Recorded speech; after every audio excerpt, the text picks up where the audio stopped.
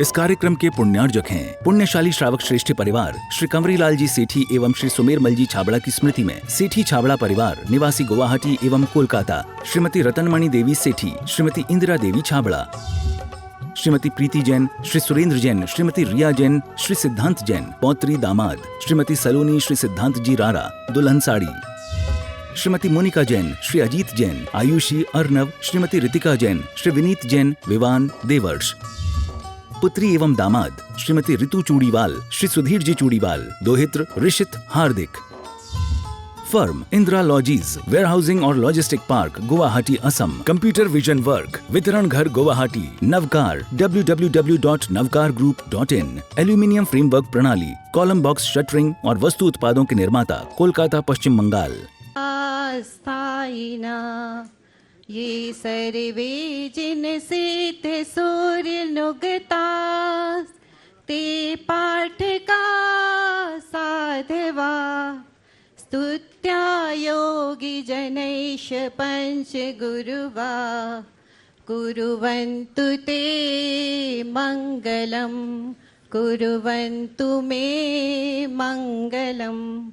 विद्यासागर विश्ववन्द्य श्रमणं, भक्त्या सदा संस्तुते, सर्वोच्चं यमिनं विनम्य परमं, सर्वार्थसिद्धिप्रदं, ज्ञानध्यानतपोभिरक्तमुनिपं, विश्वस्य विश्वाश्रयम्, साकारं श्रमणं विशालहृदयं, सत्यं शिवं सुन्दरं, सत्यं शिवं सुन्दरं, सत्यं शिवं सुन्दरं, विद्यागुरु वंदनम।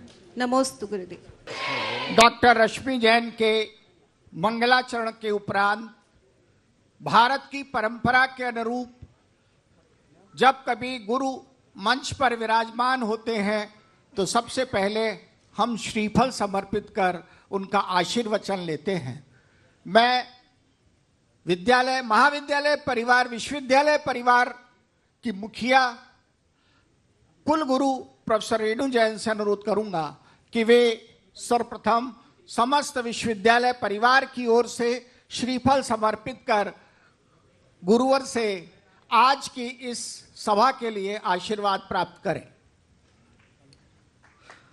माननीय श्री पवार जी कार्य परिषद सदस्य हमारे बीच उपस्थित हैं। मैं उनसे अनुरोध करूंगा कि वे श्रीफल समर्पित कर गुरुवर का आशीर्वाद प्राप्त करें।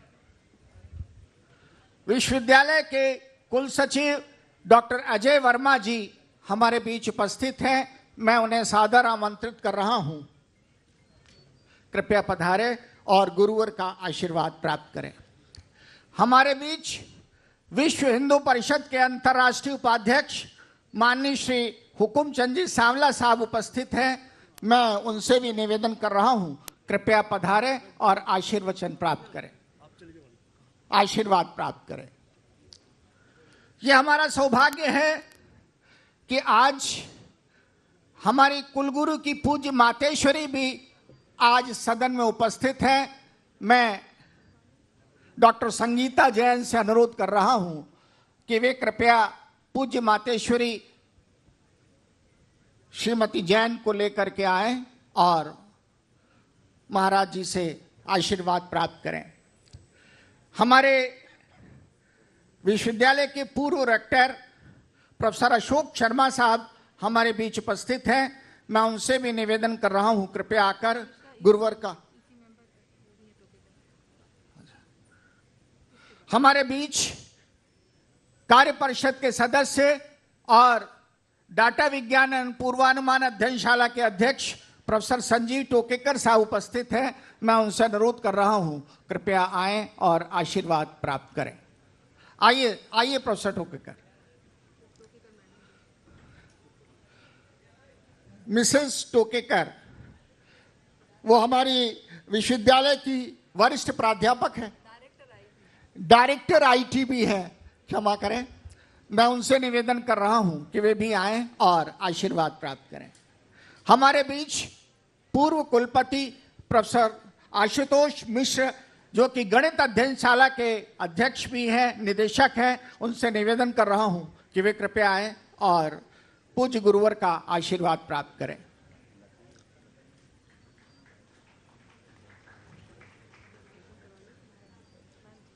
धर्म प्रभावना समिति के अध्यक्ष श्री अशोक जी दोषी, महामंत्री श्री हर्ष जी कृपया आए और उपाध्यक्ष भाई दिलीप जी गोधा कृपया आए और गुरुवर का आशीर्वाद प्राप्त करें।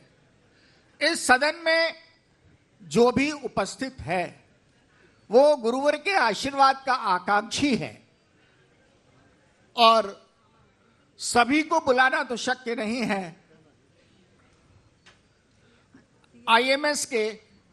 आईएमएस के डायरेक्टर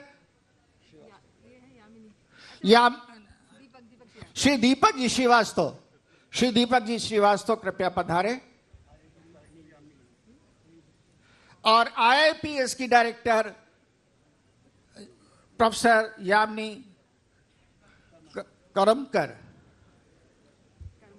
करमरकर, हमारे साथ बहुत समय रही है लेकिन नाम टिपिकल है।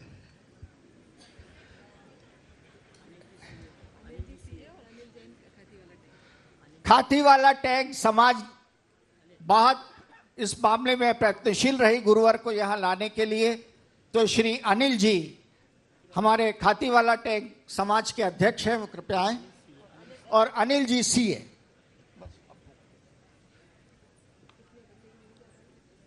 इस क्रम को अब हम यहीं विराम देते हैं और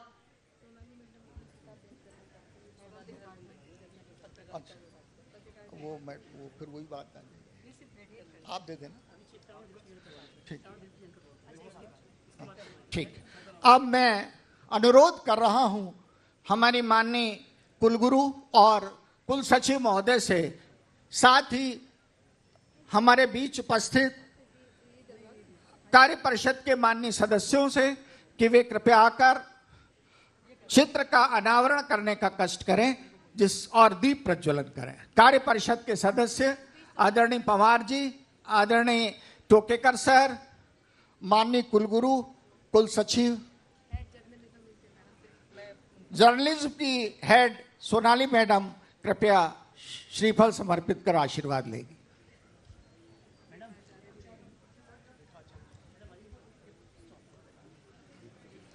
सभी माननीय कुलगुरु, कुल सचिव, कार्य परिषद के सदस्यों से अनुरोध है कि वे कृपया आचार्य श्री विद्यासागर जी महाराज के चित्र का अनावरण कर दीप प्रज्वलित करने का कष्ट करें। आदरणीय सांवला जी से अनुरोध है इस कार्य में सहयोग करें।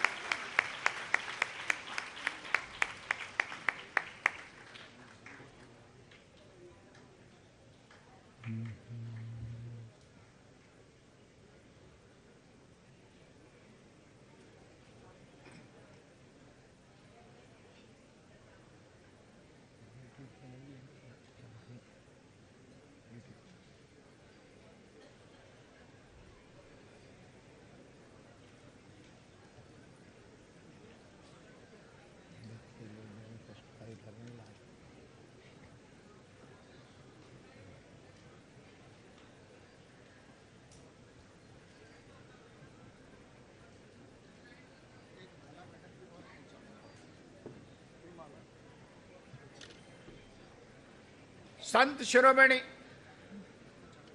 आचार्य श्री विद्यासागर जी महाराज जो गुरुनाम गुरु हैं, उनके चित्र के सम्मुख हमारे माननीय अतिथियों ने दीप प्रज्वलित कर आज की इस धर्म सभा का शुभारंभ किया। मैं माननीय कुलगुरु महोदया से यह निवेदन करूंगा कि वो मां सरस्वती के चित्र के सम्मुख और समय सीमित है, इसलिए अब मैं आमंत्रित कर रहा हूं आज के सभा में जिनको सुनने के लिए आप लालायित हैं, ऐसे मुनि श्री प्रमाण सागर जी के बारे में कुछ शब्द कहने के लिए अटल बिहारी वाजपेयी शासकीय कला एवं वाणिज्य महाविद्यालय में संस्कृत की विभागाध्यक्ष डॉक्टर संगीता मेहता को कि वे कृपया आएं और पूज्य गुरुवर के व्यक्तित्व और कृतित्व पर कुछ प्रकाश डालने का कष्ट करें।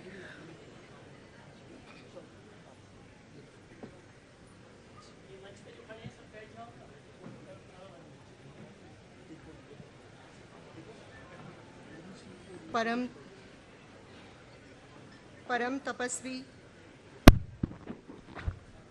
तपस्वी संत शिरोमणि आचार्य गुरुवर विद्यासागर जी के परम प्रभावक शिष्य ससंग विराजमान भावना योग के प्रणेता मुनि प्रमाण सागर जी के चरणारविंद में मैं त्रिवार नमोस्तु अर्पित करती हूँ।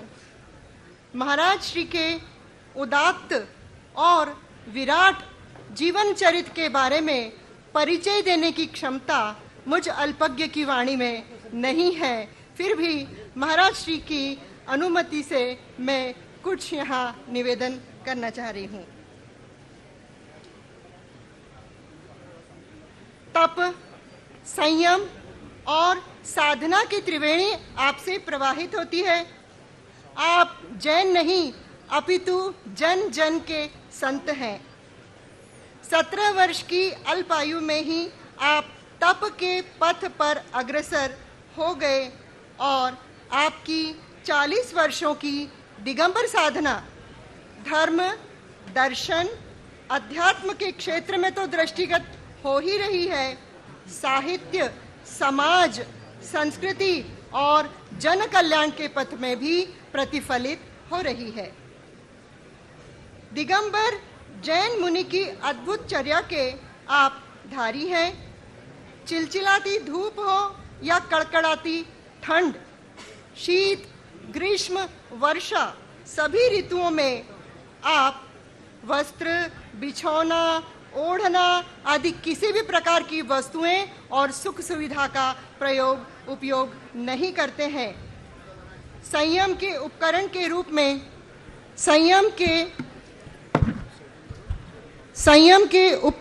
रूप में आप मयूर पिच्छी और कमंडलू रखते हैं। इसके अतिरिक्त कोई भी सामग्री परिग्रह के रूप में आप नहीं रखते हैं। विशेष नियमों के साथ, जिसे अभिग्रह भी कहते हैं, 24 घंटे में एक बार खड़े होकर के कर पात्र में आहार, शुद्ध सात्विक आहार और जल एक ही बार ग्रहण करते हैं। अपने ही हाथों से सिर आदि के केशों का लोचन करते हैं। सदैव नंगे पैर ही चलते हैं। पंच महाव्रतों के पालन के साथ कठोर और अनुशासित दिनचर्या से आप सुशोभित हैं। आप ज्ञान का अप्रतिम कोश हैं। जिनवाणी सरस्वती आपकी जिह्वा पर विराजमान हैं। आप चलते फिरते इंसाइक्लोपीडिया हैं। इस बात का प्रमाण है कि आपका शंका समाधान कार्यक्रम 128 देशों के लोग सुनते हैं और पारस चैनल, जिनवाणी चैनल, आदिनाथ चैनल और यूट्यूब आदि के प्रामाणिक ऐप के माध्यम से वो प्रतिदिन देखा जाता है। संस्कृत, प्राकृत, हिंदी आदि भाषाओं पर आपका अप्रतिम अधिकार है। आपके द्वारा रचित साहित्य विपुल मात्रा में है और उस साहित्य में जहाँ एक ओर जीवन की सुगंध है तो दूसरी ओर उसमें अध्यात्म का प्रवाह भी है। तन को स्वस्थ, मन को मस्त और आत्मा को पवित्र बनाने का अभिनव प्रयोग भावना योग है और इस भावना प्रयोग के प्रणेता आप हैं। यह भावना योग के प्रयोग से आज अनेक असाध्य रोगी ठीक हुए हैं और चिकित्सकों ने भी इन्हें प्रमाण माना है और आज की युवा पीढ़ी के लिए तो ये वरदान है। जैन संस्कृति की प्रतीक, विश्व की अलौकिक कृति गुणायतन आत्मिक गुणों का दिग्दर्शन करने वाला एक अद्भुत स्थान है और वह स्थान भी आपकी प्रेरणा से ही निर्मित है। आपके प्रवचनों में भव्यता है, सभी के प्रति मंगल की भावना से एक दिव्यता की अनुभूति होती है। आज देश के भावी कर्णधार युवा पीढ़ी देवी अहिल्या विश्वविद्यालय के सभी छात्र यहाँ पर एकत्रित हुए हैं। उन छात्रों को जीवन प्रबंधन और व्यक्तित्व विकास की मार्गदर्शन के लिए आपका आगमन एक पावन यज्ञ है और इस यज्ञ में प्रत्येक छात्र अपनी आहुति देने के लिए सहर्ष तत्पर है और आज यहाँ उपस्थित है। मैं आपकी दिव्यता की प्रतिमूर्ति को नमन करती हूँ। नमोस्तु महाराज। नमस्ते।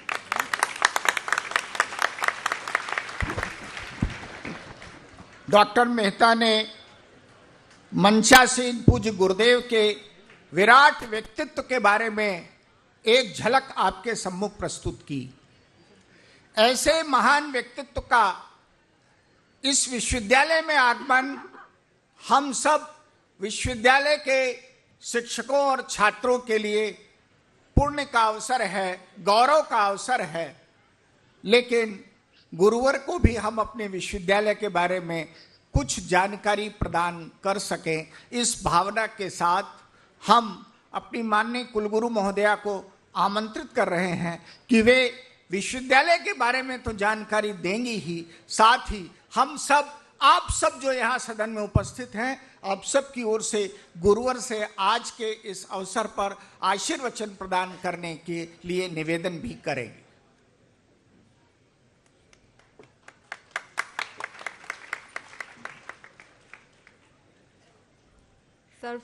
सर्वप्रथम मैं परम पूज्य गुरुवर श्री प्रमाण सागर जी महाराज और समस्त मुनि संघ के चरणों में त्रैवार नमोस्तु नमोस्तु नमोस्तु अर्पित करती हूँ। इसके साथ ही मैं आज हमारी इतनी बड़ी संख्या में हमारा ये सभागार भरा हुआ है, तो हमारे माननीय सभातिथिगण, माननीय कार्य परिषद के सभी सम्मानीय सदस्यगण, सभी विभागाध्यक्ष, सभी फैकल्टी मेंबर्स और सभी प्यारे छात्रों, आप सभी का भी मैं देवी अहिल्या विश्वविद्यालय की ओर से बहुत बहुत स्वागत करती हूँ, अभिनंदन करती हूँ।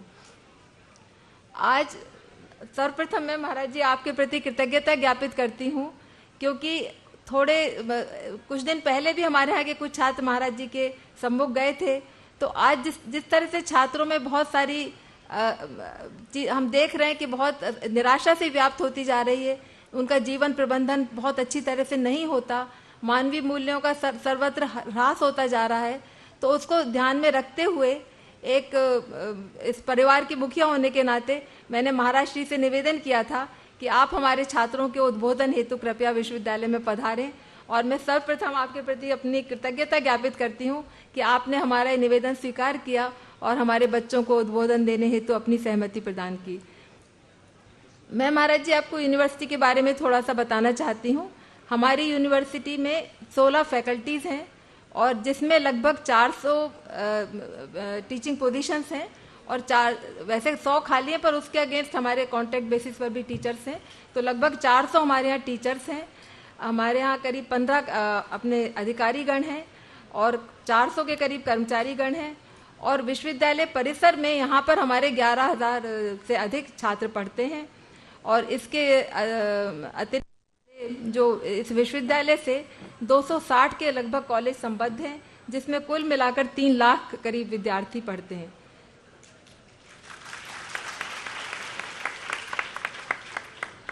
तो मुझे पूरा विश्वास है कि आज आपका उद्बोधन जितने लोग यहाँ उपस्थित हैं उनके भी जीवन को सार्थक करेगा। इसके साथ ही जितने लोग आज सुनेंगे, जितने छात्र हमारे आज पारस चैनल के माध्यम से सबको सुनेंगे, तो उनके भी जीवन में एक आनंद का उद्भव होगा और एक बहुत सदाशयता आएगी। हमारा विश्वविद्यालय महाराज जी, इसमें इंजीनियरिंग भी, आईटी भी है, IIPS है, और हमारा विश्वविद्यालय एक सेल्फ सफिशिएंट है। हम लोग को सरकार से जितना हमारे यहाँ पे जो एक्सपेंसेस होते हैं उसकी तुलना में सरकार से सहायता बहुत कम मिलती है, तो एक तरह से हमारा विश्वविद्यालय अपना मतलब आत्मनिर्भर विश्वविद्यालय है हमारा, हमको कहीं से कुछ मदद नहीं मांगनी पड़ती। हमारे विश्वविद्यालय में सारे विभाग हैं, मैनेजमेंट है, आईएमएस है, आईआईपीएस है, इसके अतिरिक्त हमारे यहाँ आईटी है, डायरेक्टर है उसका है, डेटा साइंस का विभाग है, और इसी तरह के बहुत सारे विभाग हमारे यहाँ, हिंदी का विभाग है, कला का विभाग है। अभी हम लोगों ने कुछ नए कोर्सेज भी शुरू किए हैं, जिसमें एक एविएशन संबंधी कोर्स शुरू किया है, जिसमें बच्चे ड्रोन की और पायलट बनने की ट्रेनिंग भी ले सकेंगे। इसके अतिरिक्त हम लोगों ने एक एग्रीकल्चर का कोर्स भी शुरू किया है, और हमारे यहाँ के विद्यार्थी बहुत ही लगनशील हैं, टीचर्स भी बहुत समर्पित भाव से अपना कार्य करते हैं। हमारे यहाँ के विद्यार्थियों को जो पैकेज मिलते हैं वो बहुत बाकी और इंजीनियरिंग कॉलेज की तुलना में और विश्वविद्यालयों की तुलना में बहुत अच्छे रहते हैं। हमारे यहाँ के सभी विद्यार्थी यहाँ से पढ़ने के बाद उनको लगभग 6 से 7 लाख का तो एवरेज ऑफर मिलता है, और पिछले वर्ष एक विद्यार्थी को 1.13 करोड़ का पैकेज मिला था, और इसके अतिरिक्त हमारे यहाँ के जो और भी हैं, पिछली बार 56 लाख का मिला। तो सभी विद्यार्थियों को, जितने बच्चे रजिस्टर करवाते हैं, लगभग 90% बच्चों को उनके जॉब्स मिल जाते हैं। इसीलिए इस विश्वविद्यालय में क्रेज भी बहुत ज़्यादा है, और CUET के माध्यम से एडमिशन होते हैं तो उसमें भी बहुत बच्चे भाग लेते हैं। हमारे बच्चे बहुत, इस बार पिछले 5 वर्षों में 50 से अधिक उनको पेटेंट भी मिल चुके हैं। उनकी रिसर्च भी बहुत ही, 3000 से अधिक हमारे टीचर्स की शोध पत्र प्रकाशित हुए हैं, और बहुत सारे हमारे यहाँ के करीब पिछले 5 साल का मैं बताऊं महाराज जी आपको, तो लगभग हमने नियुक्तियां 40 के 90 पदों के विरुद्ध नियुक्तियां कर ली थी। 40 लोग हमारे यहाँ नए आ गए हैं, बहुत से लोगों में कोई भी कैंडिडेट नहीं आ पाया, और लगभग 100 लोगों का हमारे यहाँ पिछली बार प्रमोशन भी हो गया है। काफी सारे कर्मचारी गण हैं जिनको भी एक स्थायित्व का लाभ मिला है। तो कोशिश है कि सभी का जितना हित हो सके, नियमों में बंधे रहने के साथ उतना सबका हित हो, और बच्चों को भी अगर अच्छी तरह से पढ़ाई नहीं करते तो थोड़ी सी परेशानी होती है, लेकिन अगर पढ़ाई करते हैं, अच्छा करते हैं, तो उसका उनको प्रतिसाद भी बहुत अच्छा मिलता है। तो देवी अहिल्या के आशीर्वाद से ये जो हमारा महाविद्यालय उनके नाम पर ही है, और उन्हीं के आशीर्वाद से सिंचित है, और उन्हीं के द्वारा जो जीवन मूल्य स्थापित हैं उन पर चलने का हम लोग प्रयास कर रहे हैं, और उन्हीं के द्वारा आगे बढ़ने का हम लोग प्रयास कर रहे हैं। तो महाराज जी, आज आपसे बस आप सभी लोग आपको सुनने को आतुर हैं, इसलिए बहुत ज़्यादा समय न लेते हुए महाराज जी, मैं आपसे एक तो 2 निवेदन करना चाहूँगी। एक, जो हमारे बच्चे थोड़े से आजकल जो डिप्रेशन में हैं, और जो हम देख रहे हैं एक नशा मुक्ति से भी बच्चे बहुत परेशान रहते हैं, किस तरह से उनकी इन आदतों, उनको स्वस्थ जीवन प्रबंधन कैसे जिया जाए, उस पर आज आप थोड़ा बच्चों को आशीर्वचन देंगे। और जो भावना योग से, जिसके बारे में चिकित्सकों ने प्रमाणित किया है, ऐसा भावना योग है, उसके बारे में भी थोड़ा सा आप ही के श्रीमुख से अगर बच्चे उसको सुनेंगे तो उनको बहुत अच्छा लगेगा। महाराज जी, आपसे उद्बोधन हेतु निवेदन। धन्यवाद। अब हम पूज्य गुरुदेव से निवेदन कर रहे हैं कि वे अपना मंगल आशीष मानवीय मूल्य व्यक्तित्व विकास विषय पर प्रदान करने की अनुकंपा करें। मैं चाहूँगा कि आप सब अपने दोनों हाथ जोड़ लें और मेरे साथ एक मंत्र जिसका मैं उच्चारण करूँगा आप सब दोहराएंगे। मंत्र किसी धर्म, संप्रदाय या परंपरा विशेष से बंधा नहीं होता, वो हमारी आस्था से अनुबद्ध अक्षर ब्रह्म है जो हमारे जीवन के उत्कर्ष का आधार बनता है। मैं चाहता हूँ विश्वविद्यालय के इस परिसर से वह मंत्र अनुगूंजित हो जो हमारे आपके सबके तन, मन और चेतन को झंकृत करते हुए इस पूरे विश्वविद्यालय के परिसर को पवित्र कर सके। मेरे साथ इसी पवित्र भावना के साथ आप सभी दोहराएंगे। पहले मैं बोलूँगा, फिर आप सब दोहराएंगे।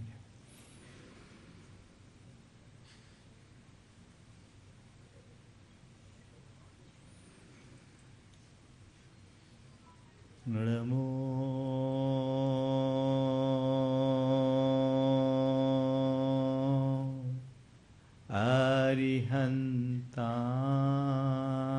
अरिहन्ताणं नमो अरिहन्ताणं नमो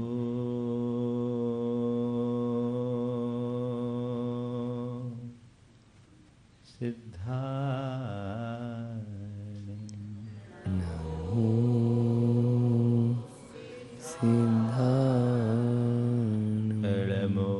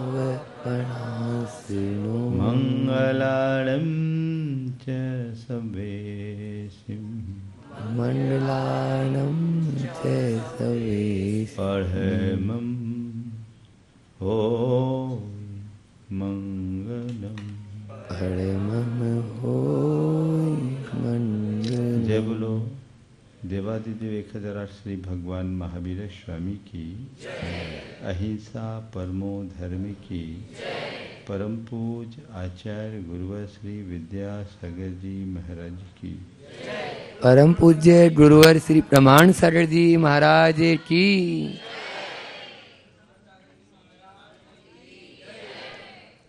एक बंदर के हाथ रत्नों की पोटली लग गई। सोचा कुछ खाने पीने की चीज होगी, पोटली उठाया और पेड़ पर चढ़ गया। खोला और उसमें तो हीरे पड़े थे। उसने उसे मुंह में डाला, उसका कोई स्वाद नहीं लगा। उसने उसे नीचे फेंक दिया। एक एक करके पूरी पोटली उसने जमीन में गिरा दी। हीरो को बंदर का यह कृत्य अच्छा नहीं लगा और उन्होंने बड़े दुखी मन से धरती से कहा कि हे माता, देखो तो ये हमारा कितना बड़ा अपमान और तिरस्कार है, जिसे लोग अपने मुकुट का नगीना बनाकर जड़ते, गले के हार में जड़ते, और ये इसे तिरस्कृत कर रहा है। तो धरती ने कहा, बेटे, इसमें दोष बंदर का नहीं, इसमें दोष बंदर की का नहीं, दोष समझ की कमी का है। काश बंदर को तुम्हारी पहचान होती तो बंदर भी ऐसे संभाल के रखता। उसे पता नहीं कि हीरा क्या होता है। मैं समझता हूँ हम आप सबका जीवन भी बेशकीमती हीरे जैसा है, लेकिन जिन्हें इस हीरे की कीमत का पता लगता है उसे संभाल कर रखते हैं, और जिन्हें इसका मूल्य बोध नहीं होता वो यूं ही व्यर्थ कर देते हैं। आज हमें सबसे बड़ी आवश्यकता है जीवन के मूल्य का बोध करने की। मुझे बहुत अच्छा लग रहा है जब इस विश्वविद्यालय के इस विशाल सभा भवन में आप सबके साथ रूबरू हो रहा हूँ। यहाँ सब प्राध्यापक हैं, प्रोफेसर्स हैं, और आप सब छात्र छात्राएं हैं। एक बड़ा लक्ष्य लेकर आप सब यहाँ आए हैं, और आपके सभी प्राध्यापकगण आपके उस लक्ष्य को पूर्ण करने में अपनी सहभागिता भी दे रहे हैं। पर सबसे अहम प्रश्न है, आखिर हमारा लक्ष्य क्या है? आखिर लक्ष्य क्या है? आपने इस विश्वविद्यालय में दाखिला लिया है तो क्यों लिया? आप यहां आए तो क्यों आए? पढ़ाई करने, ग्रेजुएट करने, यही ना? पढ़ाई क्यों कर रहे? ये दूसरा सवाल। अपने मन से पूछो, मेरी पढ़ाई का मकसद क्या? पढ़ाई करना और एक अदद नौकरी पाना, ये दूसरा है। हमारा तुरंत प्लेसमेंट हो जाए, हम ग्रेजुएट हों, नौकरी पाएं, नौकरी पाने के बाद क्या करें? अपना कैरियर बनाए, नौकरी पाए, कैरियर बनाए, घर गृहस्थी बसाएं और बस अपने जीवन की कहानी को पूरी कर दे।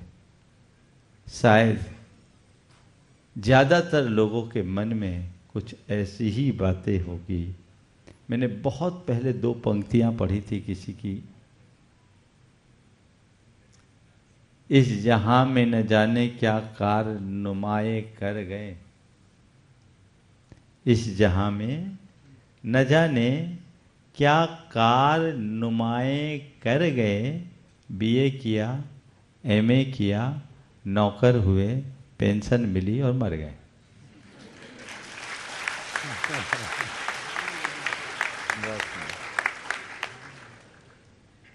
मुश्किल ये है कि पूरा जीवन व्यतीत हो जाता है तो भी व्यक्ति को ये पता नहीं रहता कि हम क्यों जी रहे हैं। मेरे जीवन का लक्ष्य क्या, मेरे जीवन का मकसद क्या, मेरे जीवन का ध्येय क्या, मेरे जीवन का उद्देश्य क्या? कभी आपने सोचा?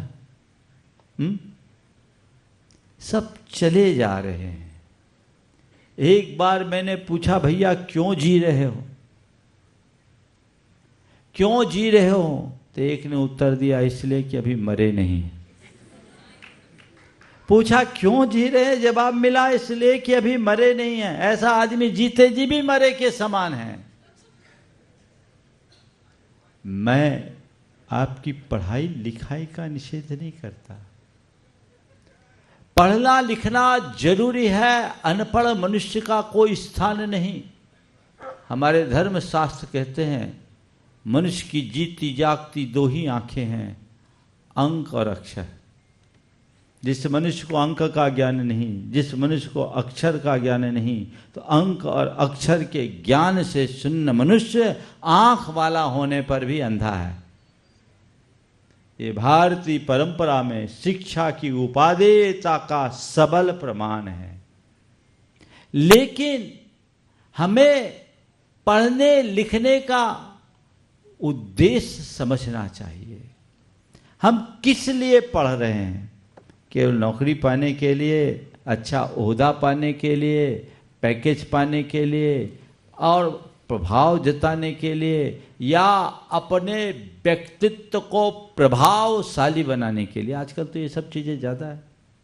मुझसे कहा गया व्यक्तित्व विकास और जीवन मूल्य पर चर्चा करनी। मैं कहता हूँ जीवन मूल्य को समझ लो, व्यक्तित्व का विकास अपने आप हो जाएगा।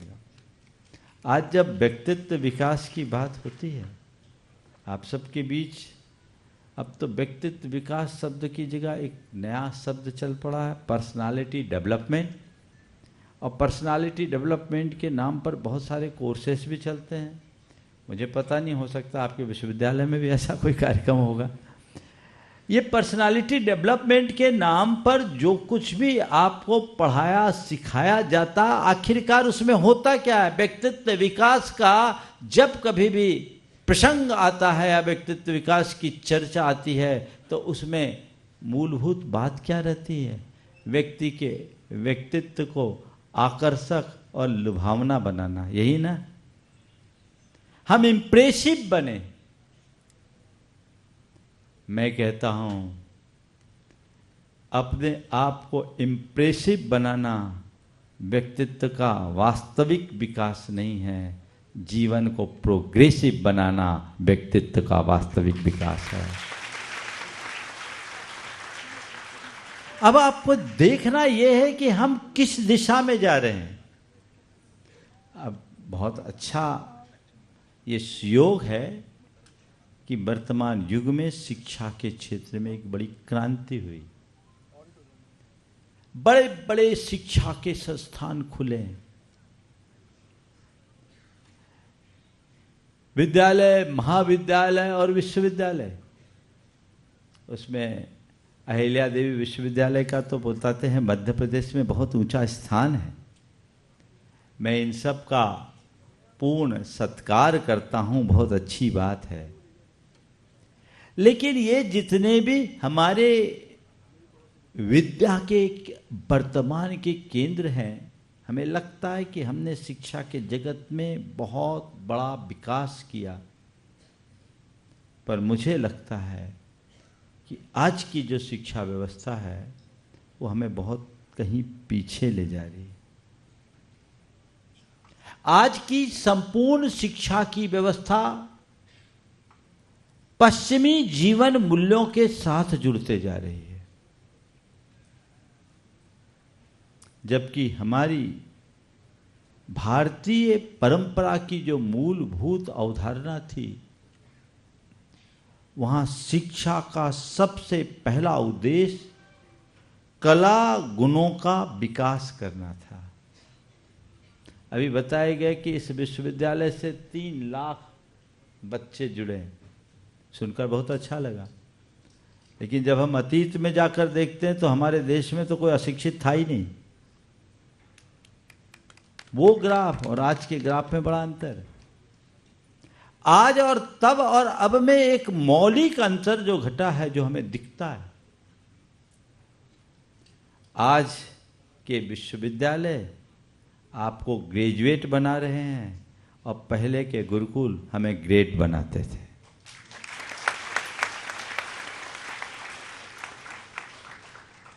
हम इम्प्रेसिव बनेंगे, ग्रेजुएट होंगे। ग्रेजुएट बनकर आप इम्प्रेसिव बनोगे और प्रोग्रेसिव बनोगे तो ग्रेट बनोगे। तय आपको करना है, क्या करना है। हमारी दिशा क्या है, दृष्टि क्या है।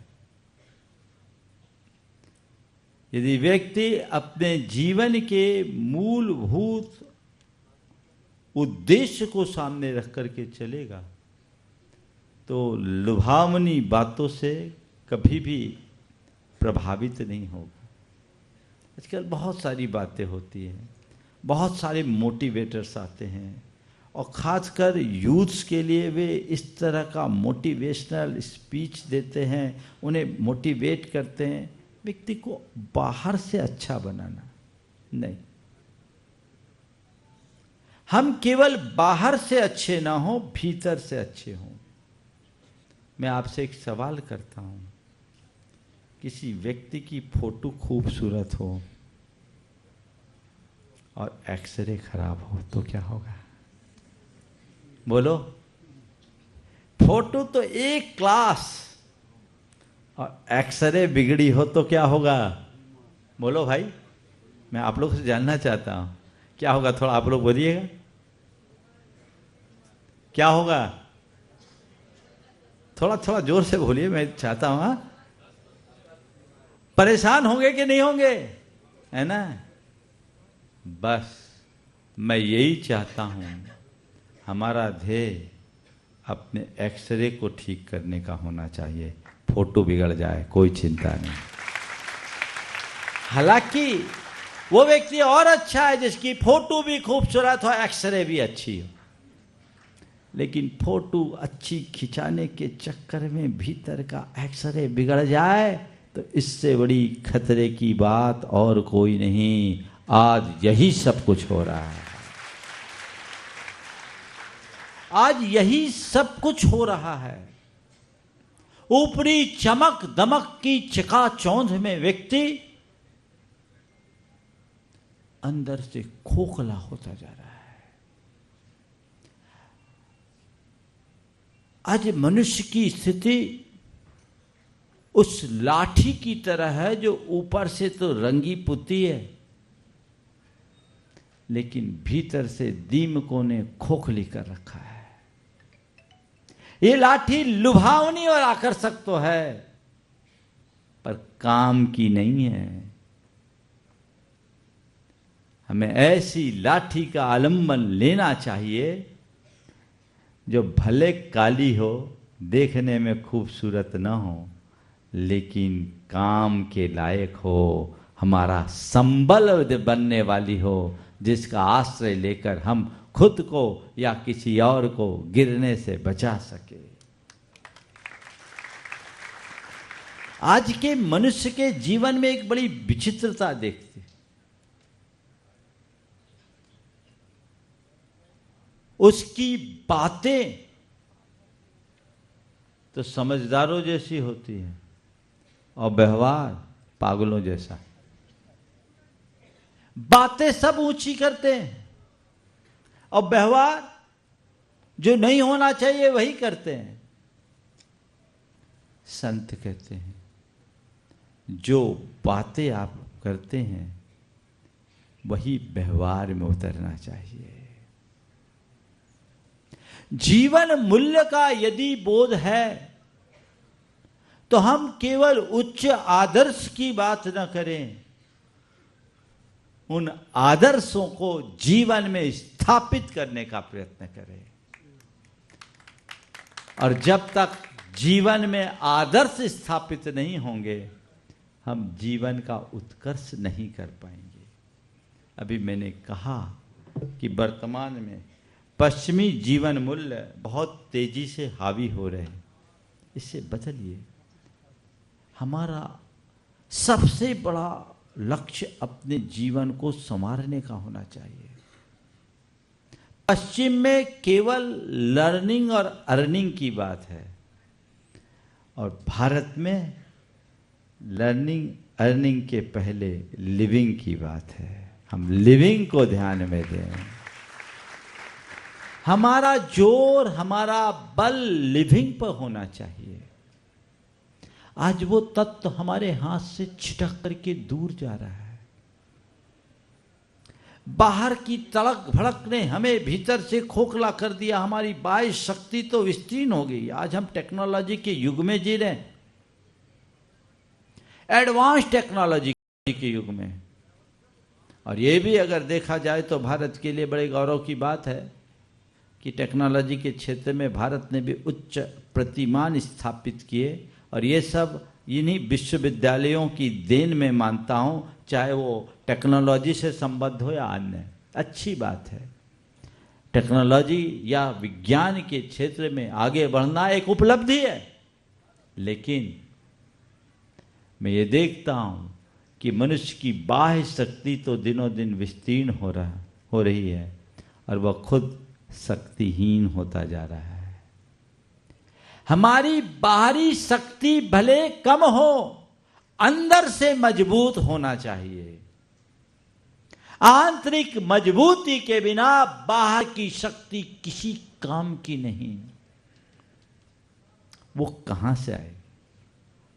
अंदर से हम स्ट्रांग कैसे बने?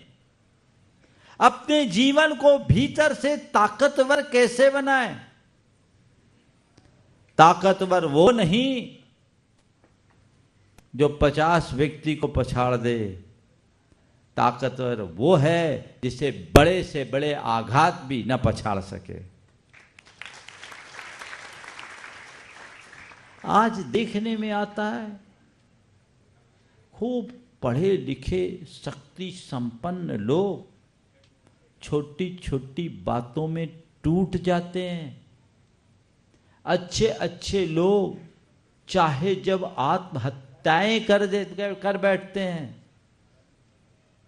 आखिर इन सब की वजह क्या है? पढ़े लिखे होने के बाद इन स्थितियों में हमें और स्थिरता रखनी चाहिए। लेकिन स्थिरता के स्थान पर अस्थिरता क्यों? केवल एक ही वजह से कि हमने अपने जीवन के मूलभूत उद्देश्य को ही ओझल कर दिया। आज की पढ़ाई लिखाई में बाकी बातें तो सब बताई जाती है, लेकिन जीवन और जीवन के आंतरिक प्रबंधन की बात को बहुत कम समझाया जाता है। और इस देश का दुर्भाग्य है कि जब कभी भी इन सब बातों की बात की जाती है तो हमारे देश में सेकुलरिज्म की बात आने लगती है। मैं आप सबसे ये कहना चाहता हूं कि हमारे जीवन की आंतरिक शक्ति केवल अध्यात्म से मिलती है। अध्यात्म हमें हर प्रकार के आघात को सहने की सामर्थ्य देता है। जीवन में चाहे जैसे उतार चढ़ाव आए उसमें ठहराव बनाने रखने की ताकत देता है। पर आज वैसी कोई व्यवस्था देखने को नहीं मिलती। आप लोगों की कैरियर की काउंसलिंग तो खूब होती कि नहीं होती? होती। पर कैरेक्टर की कोई काउंसलिंग हुई? मैं समझता हूं आज ये कार्यक्रम एक प्रकार की काउंसलिंग के रूप में देख लिया जाए, जो हमारे कैरेक्टर को ठीक कर सके, जीवन की दिशा को सुनिश्चित कर सके। हमारी संस्कृति कैरियर से पहले कैरेक्टर को प्रमुखता देती है। हमारे कैरेक्टर को हमें ठीक रखना है, जीवन को बेहतर बनाना है, सुंदर बनाना है, समर्थ बनाना है और सशक्त बनाना है। 4 बातें आज आप सबसे करूंगा जो जीवन के लिए बहुत ज्यादा जरूरी है। अपने जीवन में आप धर्म के नाम पर जो करना चाहते हैं करिए, आपकी जैसी आस्था और मान्यताएं हैं वो कीजिए। मैं तो सभी से धर्म के संदर्भ में एक ही बात करता हूं, अधर्म न करना ही सबसे बड़ा धर्म है। छात्रों से मैं विशेष रूप से कहता हूं, इस वाक्य को अपने जीवन का ब्रह्म वाक्य बना लीजिए। आपके पास समय नहीं है पूजा पाठ धार्मिक क्रियाएं करने का, मुझे कोई तकलीफ नहीं। बस अपने जीवन में एक बात सुनिश्चित कर लीजिए कि मुझे अधर्म से बचना है। और मेरा मानना है धर्म की समझ में फिर भी आपकी कमी हो सकती है, लेकिन अधर्म क्या है समझाने की जरूरत नहीं, सब समझते हैं कि नहीं? इसलिए मैं आपसे धर्म की बात नहीं करूंगा। अधर्म से बचने का संदेश ही मेरे उपदेश का सार है। लेकिन 4 बातें आज आप सबसे करना चाहता हूं जो अपने जीवन में उद्घाटित होना चाहिए और जो सब धर्मों का सार है, वो हमारे जीवन का सार है। उसमें सबसे पहली बात सेल्फ कॉन्फिडेंस। हर व्यक्ति के अंदर प्रगाढ़ आत्मविश्वास होना चाहिए। सेल्फ कॉन्फिडेंस हो, ओवर कॉन्फिडेंस नहीं। और सेल्फ कॉन्फिडेंस बनाने के, बढ़ाए रखने के और उसे बढ़ाने के आपके जितने उपाय बताए जाते हैं अपनी जगह है, लेकिन मैं कहता हूं अपने अंदर के सेल्फ को, माई सेल्फ को, सोल को जान लो, कॉन्फिडेंस अपने आप डेवलप हो जाएगा। हकीकत में मैं कौन हूं और मेरा क्या है इसे जानो। ये बात हर व्यक्ति के अंतस में स्थापित होनी चाहिए कि मैं जो दिख रहा हूं वो एक व्यक्ति नहीं हूं, मेरे भीतर एक विराट व्यक्तित्व विराजमान है जो मेरे भीतर का परमात्मा है, वही मैं हूं। और इसके लिए एक बहुत छोटा सा मंत्र है, सो हम। क्या है? सो हम। मेरे भीतर जो आनंदमयी ज्ञानमयी परमात्मा है, चैतन्यमयी परमात्मा है, वो मैं हूं। मैं एक इंसान नहीं, मैं एक आत्मा हूं। और आत्मा ही नहीं, वही मेरा परमात्मा भी है, वही मैं हूं। और जो मैं हूं वही सब है। ये जीवन का एक बहुत बड़ा सत्य है। इस सत्य को स्वीकारना चाहिए। और हमने अपनी ये जो काल्पनिक छवि को अपनी असली छवि मान रखी, जिसे मेंटेन करने के लिए 24 घंटे लोग परेशान होते हैं, और जिसे आज तक कोई मेंटेन कर नहीं सका, क्योंकि असत्य को कभी संभाला नहीं जा सकता और सत्य को कभी मिटाया नहीं जा सकता। ये जीवन का शाश्वत सिद्धांत है। कॉन्फिडेंस वीक होता है कब? अरे कुछ खो ना जाए, कुछ गड़बड़ ना हो जाए, कोई बुरा ना हो जाए। अरे तुम्हारा कुछ बुरा हो ही नहीं सकता। अर्जुन का कॉन्फिडेंस जब कमजोर हुआ था, श्री कृष्ण ने उसे समझाने के लिए गीता का उपदेश दिया था। जब अर्जुन हार करके बैठ गए ना, श्रेयोनुपश्यामि स्वजनम हत्वा माधव, हे माधव ये मेरे सारे स्वजन दिख रहे हैं, इनको मारने में मुझे कोई भलाई नहीं दिखती, मैं तो जा रहा हूं। और रथ के पीछे बैठ गए। इसका मतलब क्या हुआ? इसका मतलब अर्जुन पस्त पड़ गए, उनका कॉन्फिडेंस वीक हो गया। तब उसे संबोधन देने के लिए ही तो गीता की रचना हुई। और श्री कृष्ण ने कहा कि हे पार्थ, ये तेरे लिए उपयुक्त नहीं है, तेरे लिए उपयुक्त नहीं है, तो उठ, गांडी उठा, अब प्रहार कर। तू जिनको देख के घबरा रहा है, उनको देख के घबराने की बात नहीं। जिन्हें तुम जिंदा मान रहा वो जीवित है ही नहीं। जिनके अंदर की मानवता मर गई, वो जीते जी भी मरे के समान है। इसे तो निष्फिक्र रहा। और ये जो दिख रहे हैं ऊपर के चूल्हे, जो भीतर का तत्व है, वो न जन्म लेता है न मरता है, शाश्वत, उसकी तरफ दृष्टि रख। यही ना उपदेश दिया। मैं समझता हूं आज के समय में हर विद्यार्थी, क्या हर व्यक्ति को जीवन का वास्तविक पाठ पढ़ाने की जरूरत है, जो आध्यात्मिकता के माध्यम से ही संभव है। कॉन्फिडेंस लेवल को बढ़ाना है। अपने आत्मा पर विश्वास कीजिए। आत्मा पर विश्वास करने वाले का ही आत्मविश्वास बढ़ेगा, वो कभी खंडित नहीं होगा।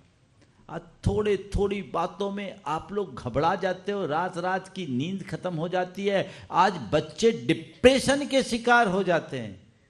क्यों? जिस व्यक्ति के अंदर कॉन्फिडेंस होता है ना, वो बड़ा निश्चिंत रहता है। और जिसका कॉन्फिडेंस वीक होता है, वो परेशान होता है, अब क्या होगा, फिर इधर उधर भटकता है। जो बच्चे अच्छे से तैयारी करते हैं, मेहनत करते हैं, परीक्षा से उनको कोई चिंता होती क्या? निष्फिक्र हो जाते हैं और अपना एग्जाम दिया और खुद अपनी कॉपी जांच करके तय कर लेते कि मेरे इतने मार्क्स आएंगे, निश्चिंत है। लेकिन जो थोड़ा ढंग से पढ़ते लिखते नहीं, गटर मस्ती करते रहते हैं, वो एग्जाम के टाइम में घबराते हैं, फिर उनका कॉन्फिडेंस वीक होता है ना। एक बार ऐसा हुआ कि एक भगवान के पास एक युवक था, प्रार्थना कर रहा था, हे भगवान मुंबई को भारत की राजधानी बना दे, मुंबई को भारत की राजधानी बना दे, मुंबई को भारत की राजधानी बना दे। वो बार बार भगवान से प्रार्थना कर रहा था कि भगवान मुंबई को भारत की राजधानी बना दे, मुंबई को भारत की राजधानी बना दे। एक व्यक्ति ने सुना, बोला भैया हद हो गई, भारत की राजधानी दिल्ली है, मुंबई को बनाने से तेरे को क्या होगा, और ऐसा संभव है क्या, भगवान बनाएंगे कैसे, दिल्ली भारत की राजधानी है, मुंबई बनाने की बात क्या कर रहा। बोला और कुछ हो या ना हो कर क्या बताऊं, परीक्षा में मैंने गलती से भारत की राजधानी मुंबई लिख दी। तो यही हाल होगा। दिशा तय होनी चाहिए। अपने कॉन्फिडेंस को ठीक करने के लिए व्यक्ति को स्पिरिचुअल की तरफ ध्यान देना चाहिए। हम लोगों की एक कमी है, हम धर्म की जब भी बात करते हैं तो केवल रिचुअल की बात करते हैं। रिचुअल होना चाहिए, लेकिन रिचुअल तो धर्म का बाहरी रूप है, उससे हमारा व्यक्तित्व निखरे इसकी गारंटी नहीं। लेकिन स्पिरिचुअल को हमने आत्मसात कर लिया, 100% व्यक्तित्व सुधरेगा, निखरेगा, इसमें कोई संशय नहीं। तो लोगों को भी चाहिए कि धर्म के आध्यात्मिक स्वरूप को लोगों के बीच प्रस्तुत किया जाए, और अध्यात्म की जब बात आती है तो वो संप्रदायातीत हो जाता है, क्योंकि अध्यात्म तो देह के बंधन से भी ऊपर की बात है, तो संप्रदाय का बंधन तो बहुत पीछे छूट जाता है। तत्व को पहुंचो, पहचानो। जब अद्वैत की बात आती है सबको समान माना जाता है, और इसीलिए हमारी संस्कृति क्या कहती है, अयम निजः परो वेत्ति गणना लघुचेतसाम उदार चरित्राणाम तु वसुधैव कुटुंबकम। ये हमारी संस्कृति है, ये मेरा, ये पराया, ये तो क्षुद्र लोगों की बात है। जिनका हृदय उदार होता है उसके लिए सारा संसार ही परिवार होता है। ये मूल्य है हमारे, जिन्हें हमें विकसित करना चाहिए। एक समय था जब प्रेम, परस्परता, आत्मीयता, बंधुत्व और सहज जीवन जैसे उदात्त मूल्यों को हम साथ लेकर चलते थे। आज इन सब का अभाव हो गया। जब ये मूल्य साथ में थे तो पूरा संसार एक परिवार था। आज जब से उपभोक्तावाद का विकास हुआ, पूरा परिवार ही एक बाजार बन गया। संसार को परिवार बनाने वाला आज परिवार को बाजार बना दिया। ये दृष्टिकोण का अंतर, इससे सब चीजें तहस नहस हो रही। इसकी तरफ दृष्टि होनी चाहिए। तो पहला सूत्र, अपने सेल्फ कॉन्फिडेंस को हमें बिल्टअप करना है, उसकी तरफ कोशिश करनी चाहिए। दूसरी बात, सेल्फ कंट्रोल। आज आत्म संयम की घोर कमी दिखती है, और इस आत्म संयम के अभाव में ही व्यसन, बुराइयों में संलिप्तता दिखती है। इससे जीवन भी बिगड़ता है, संबंध भी बिगड़ता है, सब कुछ नष्ट भ्रष्ट होता है। एक अभ्यास बनाएं जिससे हम अपने इमोशंस को कंट्रोल कर सके, खासकर नेगेटिव इमोशंस को। उसके लिए हमें अपने माइंड की वैसी प्रोग्रामिंग करनी होगी। ये हमारा धर्म हमें सिखाता है, अध्यात्म में सिखाता है, आत्म संयम का पाठ पढ़ाता है। यदि हम उसे आत्मसात करते हैं तो वो हमारे जीवन की दिशा दशा को परिवर्तित कर देता है। चाहे कैसा भी तूफान आए, हम में अस्थिरता ना आए। ये आत्म संयम की आज बहुत जरूरत है, लेकिन आजकल ये बहुत क्षीण होता जा रहा है, क्योंकि इसकी कोई तैयारी नहीं दिखती, इस तरह का कोई प्रशिक्षण नहीं मिलता, न ये सब बातें ज़्यादा पढ़ने सुनने में आती, क्या कुछ पूछती नहीं। आप थोड़े से पैसे मुझे दे दो तो मैं अपने जीवन को आगे बढ़ा लूँगा। पैसे नहीं मिलने के कारण मैं यदा कदा चोरी भी कर लेता हूँ, और झूठ तो मैं अक्सर बोलता रहता हूँ। इतनी बातें सुनी तो राजा भोज ने कहा, भैया तुम में तो सारे गुणों में पारंगत हो गए, तुम सब पाप तुम में आगे बचा क्या?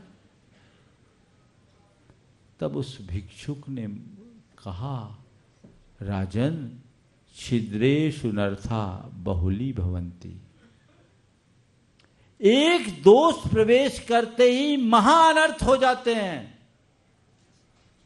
जैसे भिखारी के इस वाक्य को सुना, राजा भोज को समझ में आ गया कि ये और कोई नहीं, ये कालिदास हैं जो मुझे प्रबोध देने के लिए नाटक रचे हैं। और उनने अपना रूप प्रकट करते हुए कहा, महाराज आप कहते थे थोड़ा बहुत तो चलता है, मैं आपसे इतना ही कहूँगा, गलत बिल्कुल भी नहीं चलेगा और सही कभी भी नहीं रुकेगा। ये ध्यान में रखना चाहिए।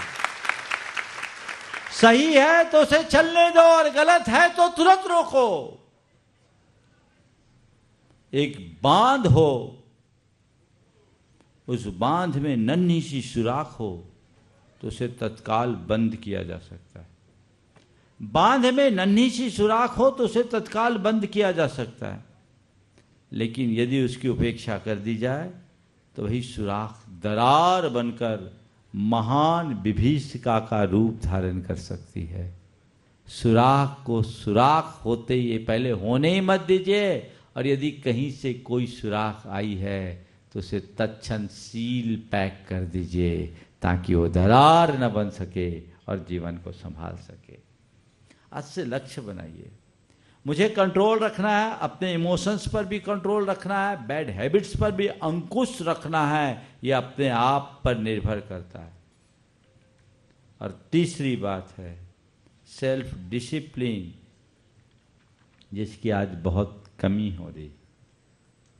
आत्म अनुशासन अत्यंत आवश्यक है। अगर मेरे जीवन में खुद का ही अनुशासन नहीं तो मैं क्या कर पाऊंगा। आज समय के प्रबंधन की बात आती है, लोग कहते हैं क्या करूं, टाइम ही नहीं मिलता, कैसे हम टाइम मैनेजमेंट करें। सेल्फ डिसिप्लिन ले आओ, सब चीज़ें अपने आप आ जाएगी, सिस्टम के अंतर्गत आ जाएगी। लेकिन जिसके अंदर कोई डिसिप्लिन नहीं होता, जिसके जीवन में कोई अनुशासन नहीं होता, उसका जीवन छिन्न भिन्न हो जाता है, 10 जगह बटा हुआ रहता है और उसका जीवन खंडित हो जाता है। सेल्फ डिसिप्लिन होना चाहिए, अपना काम अपने तरीके से करना चाहिए और उचित अनुचित का बोध रख करके चलना चाहिए। आज के समय में यदि सबसे बड़ी कमी कुछ हुई है तो वो औचित्य के बोध की हुई है। लोगों को उचित अनुचित का बोध नहीं रहा, बस जो ढर्रा चल गया उसी में सब दौड़ जाते हैं, इसलिए मामला बिगड़ जाता है। ये सूत्र आप अपने साथ रखिए कि हमें सेल्फ डिसिप्लिन पर फोकस करना है। चूँकि समय हो रहा है, मैं अपनी बात कर रहा हूँ, फिर शायद आप लोग प्रश्नोत्तर भी करना चाहेंगे, इसलिए मैं उसके लिए समय रखूँगा। और चौथी बात है सेल्फ सेटिस्फेक्शन। आज इसकी भी कमी है। सेल्फ सेटिस्फेक्शन, पहली बात तो है कोई भी काम कीजिए तो सेल्फ सेटिस्फेक्शन रखिए। और ये बताएं, जब हम खुद को खुद का टारगेट बनाकर चलेंगे या खुद के लिए कोई टारगेट बनाएंगे तो हम सेटिस्फेक्शन पाएंगे, और जब हमारे लिए सामने टारगेट कोई दूसरा होगा कभी सेटिस्फाइड नहीं होंगे। आज इसकी बड़ी कमी हो रही है, आत्मसंतुष्टि का घोर अभाव हो रहा है। आत्म असंतुष्टि और आत्ममुग्धता में जीने वाले लोगों की आज भरमार देखने को मिलती है। इसलिए जीवन की संपूर्ण व्यवस्थाएं तहस नहस हो जाती है। हम उस तरफ देखें, यदि आध्यात्मिकता का संचार जीवन में होता है तो ये चीज़ें स्वाभाविक रूप से आएगी, और फिर चाहे जैसे उतार चढ़ाव हो जीवन में ठहराव बना रहेगा।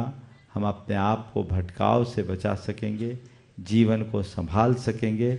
एक बात सदैव ध्यान में रखना है, सब चीज़ों का मूल्य है, जीवन का कोई मूल्य नहीं, वो अमूल्य है। लेकिन हम सबके जीवन की ये बड़ी विडंबना है कि हम उस अमूल्य का मूल्य नहीं समझ पाते। काश हम उस अमूल्य का मूल्य समझें और जीवन को आगे बढ़ा सकें। एक बड़ी पुरानी कहानी सुना करके मैं विराम लूँगा, फिर आप लोगों के लिए प्रश्नोत्तर के लिए अनुकूलता अनुसार थोड़ा समय होगा, क्योंकि मुझे यहाँ से भी वापस भी जाना है।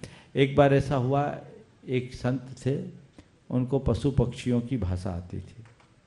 उनका एक शिष्य था, वो उनसे कहता था कि आप हमें वो भाषा सिखा दो। संत ने कहा इनकी भाषा सीख करके तू परेशान हो जाए। अब नहीं गुरुदेव, आप तो सिखा दो। वो उनके पीछे लग गया और संत ने उसे पशु पक्षियों की भाषा सिखा दी। अब बड़ा अच्छा लगा। एक दिन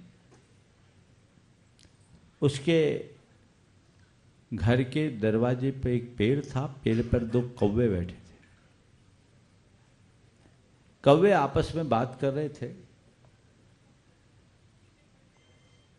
कि इसका जो गधा है ना, वो 2 रोज बाद मर जाएगा। उसने सुना गधा 2 रोज बाद मर जाएगा।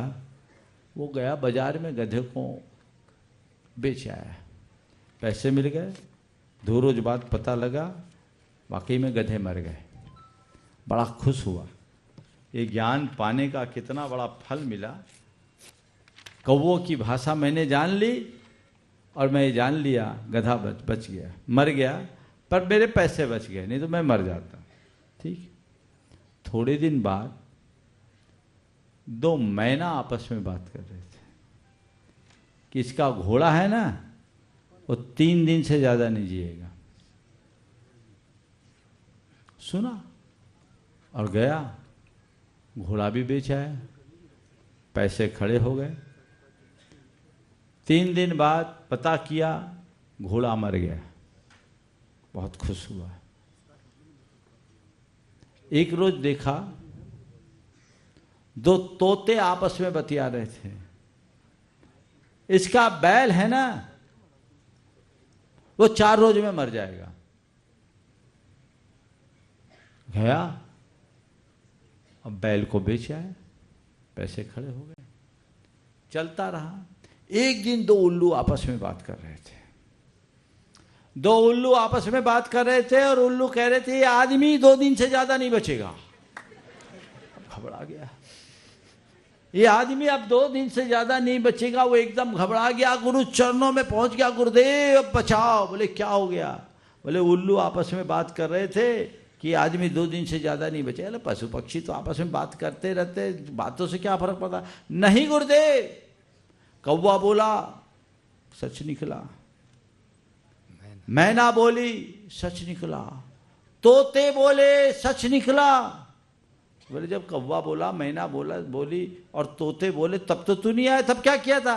बोले महाराज हमने गधे को बेच दिया, घोड़े को बेच दिया, बैल को बेच दिया। तो बोला एक काम कर, जो काम 3 के बोलने पर किया वही 4थे के बोलने पर कर दे। जैसे तूने गधे घोड़े और बैल को बेचा वैसे खुद को भी बेचिया। तब उसकी आंखें खुली। बंधुओं, मैं आप सबसे इतना ही कहना चाहता हूं, सब चीजें खरीदी बेची जा सकती है, जीवन खरीदा बेचा नहीं जा सकता। जीवन भर की संचित कमाई को दांव पर लगाने के बाद भी जीवन को बचा पाना संभव नहीं है।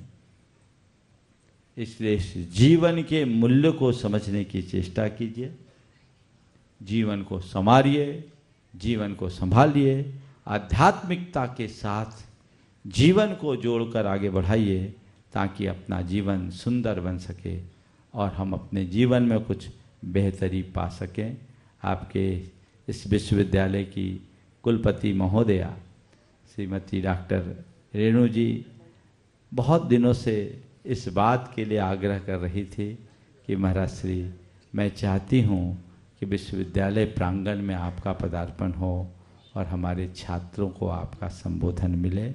मैंने कहा कोई बात नहीं, बच्चों से बात करने में, खासकर विद्यार्थियों से बात करने में तो हमें बहुत अच्छा लगता है और उनके अनुरोध पर हम यहाँ आए और आज आप सबसे बातचीत करके बहुत अच्छा लग रहा है। आप लोगों से मैं यही कहूँगा, अपने जीवन के मूलभूत लक्ष्य को समझते हुए जीवन को आगे बढ़ाएं। और मैं भगवान से प्रार्थना करता हूँ कि आपका ये विश्वविद्यालय अभी प्रदेश में अग्रणी स्थान पर है, आने वाले दिनों में देश में भी ऊंचा स्थान बनाए और आगे बढ़े। पर वह केवल पढ़ाई के नाम पर नहीं, सर्व मानकों में और पूरी तरह से एक उच्च आदर्श को स्थापित करे। इस पवित्र भाव के साथ मैं सभी को आशीर्वाद देते हुए, यहाँ भावना योग के विषय में अभी बात की गई थी। भावना योग एक अभिनव प्रयोग है, आप लोग YouTube के माध्यम से उसे देख सकते हैं।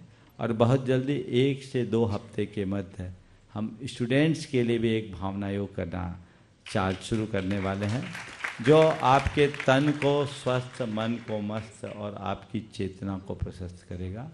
वो एक ऐसा अभिनव प्रयोग है जिससे आपकी परफॉर्मेंस अच्छी होगी, आपकी वर्क एफिशिएंसी बढ़ेगी, आप अपने जीवन का प्रबंधन बेहतर ढंग से कर सकेंगे और यूँ कहूँ कि अपने जीवन को अच्छे से जी सकेंगे। आप ज़रूर उससे लाभ लें। YouTube के माध्यम से भावना योग के बहुत सारे सेशंस हैं, आप उनको ज्वाइन करके उसका उपयोग कर सकते हैं। कुछ दिनों में उसका सामूहिक रूप से भी प्रयोग होने वाला है, जिसकी सूचना विभिन्न माध्यमों से आपको मिलेगी। लेकिन मेरा ये कहना है कि आप लोगों के ऊपर बहुत स्ट्रेस है, पढ़ाई का बड़ा प्रेशर है। इन सब चीज़ों से मुक्त होने के लिए ये एक ऐसा प्रयोग है। आप डेली सुबह उठने के बाद 5 मिनट का एक भावना योग है जो YouTube पर अवेलेबल है, और रात्रि में सोने से पूर्व 5 मिनट का भावना योग कीजिए। बस 10 मिनट अपने आप को दीजिए, देखिए वो आपके जीवन की बेहतरी का कितना उच्च आधार बनता है। सभी का जीवन मंगलमय हो, इस भाव के साथ मैं यहीं पर विराम दे रहा हूँ। बोलिए अहिंसा परमो धर्म। बोले परम पूज्य मुनिश्री प्रमाण सागर जी महाराज की। समस्त विश्वविद्यालय परिवार की ओर से हम पूज्य मुनिश्री के चरणों में कोटिशाह नमन करते हैं कि उन्होंने हमारे विद्यार्थियों को प्रबोधित किया और जीवन प्रबंधन के लिए एक दिशा प्रदान की है। हम उसकी अनुकंपा हेतु उनके चरणों में विनयावनत हैं। अब प्रश्नोत्तर का सत्र होगा। श्रीमती मुस्कान बाकलीवाल के पास कुछ लोगों ने अपने नाम ऐसा कीजिए, किसी का नाम पहले से चयनित मत कीजिए, मेरे पास आधा घंटा है। ठीक, जिनको पूछना है डायरेक्ट हाथ उठाए और डायरेक्ट माइक पहुंचाए तो ज़्यादा अच्छा होगा। हमारे कार्यकर्ता माइक पहुंचा रहे हैं। जिन्हें प्रश्न पूछना है वे अपने स्थान पर खड़े हो जाएं और प्रश्न पूछें। हाँ, दोनों तरफ माइक पहुंचा दें।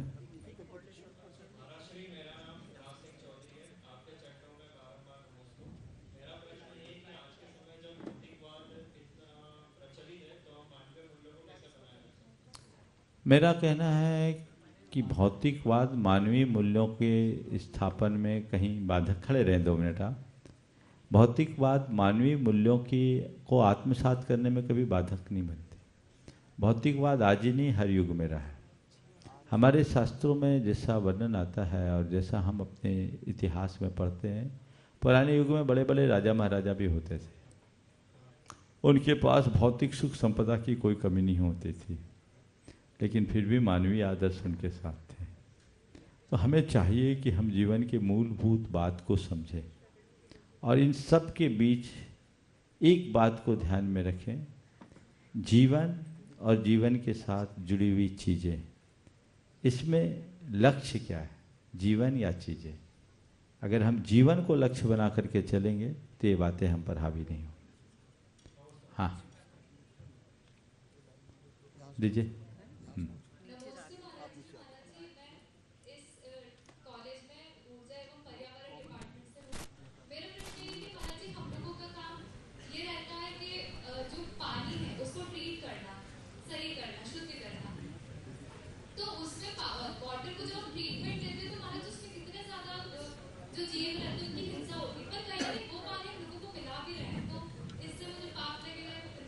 देखिए, जो भी कार्य आप करते हैं, क्रिया से ज़्यादा महत्वपूर्ण उसका प्रयोजन है। आप जीवों को मारने के लिए ऐसा कर रहे हैं या लोगों को पानी सुलभ कराने के लिए, समझ गए? तो आपका उद्देश्य यदि बचाने का है तो आपको पाप नहीं। ओ।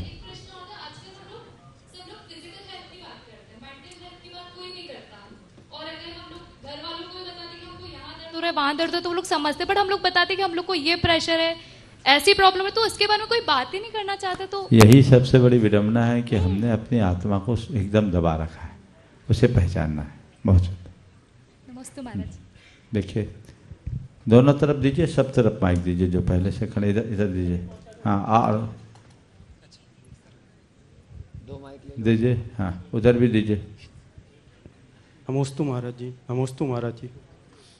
महाराज जी मेरा एक प्रश्न है। आजकल जो प्रकृति का स्वरूप है, जो वास्तव में शाश्वत सत्य है, वो जैन दर्शन में ही दिखाई देता है। और ये जो प्रकृति है ये हमेशा हमारे साथ रहती है, लेकिन हम आजकल इस प्रकृति को अनदेखा कर रहे हैं और इनके जो नियम हैं वो हमें जीवन में हमेशा प्रेरणा देंगे। और ऐसा दर्शन जो जैसा कि शाश्वत सत्य के रूप में प्रकृति का जो स्वरूप आप में दिखाई देता है या जैन दर्शन में दिखाई देता है, क्या हम उन नियमों को अपने साथ लेकर आगे बढ़ सकते हैं?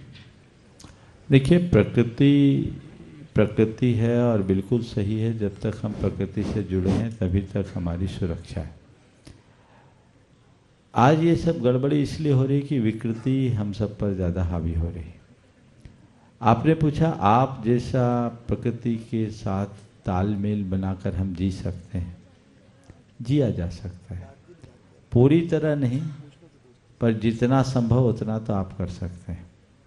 हम लोगों की तरह आप पूरी तरह प्रकृति आश्रित न भी रहें, पर इतना भी कर ले कि हम पर विकृतियां ज़्यादा हावी ना हो, तो हम बहुत कुछ नियंत्रित हो सकते हैं। और फिर दो प्रकृति है, एक बाहर की प्रकृति और एक अंदर की प्रकृति।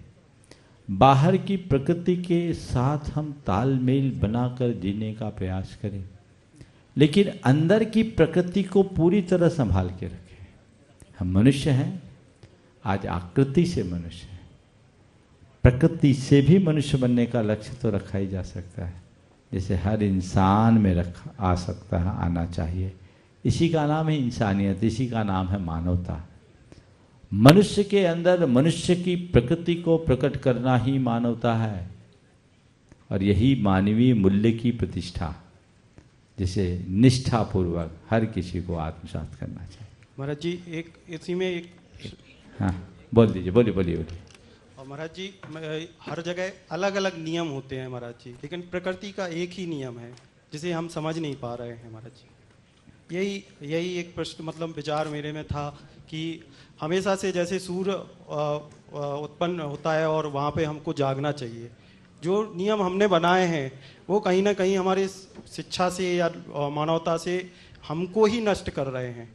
अगर हम मतलब हर जगह अलग अलग नियम हो जाते हैं, लेकिन प्रकृति का एक ही नियम है जो कि सबसे पहले से है और शाश्वत है, जिसे हम बदल नहीं सकते। हर एक ग्रंथ में, हर एक धर्म में अलग अलग नियम प्रतिपादित होते हैं, परंतु हम प्रकृति के नियमों को हमेशा दंडकार करते हैं, भूलते जा रहे हैं।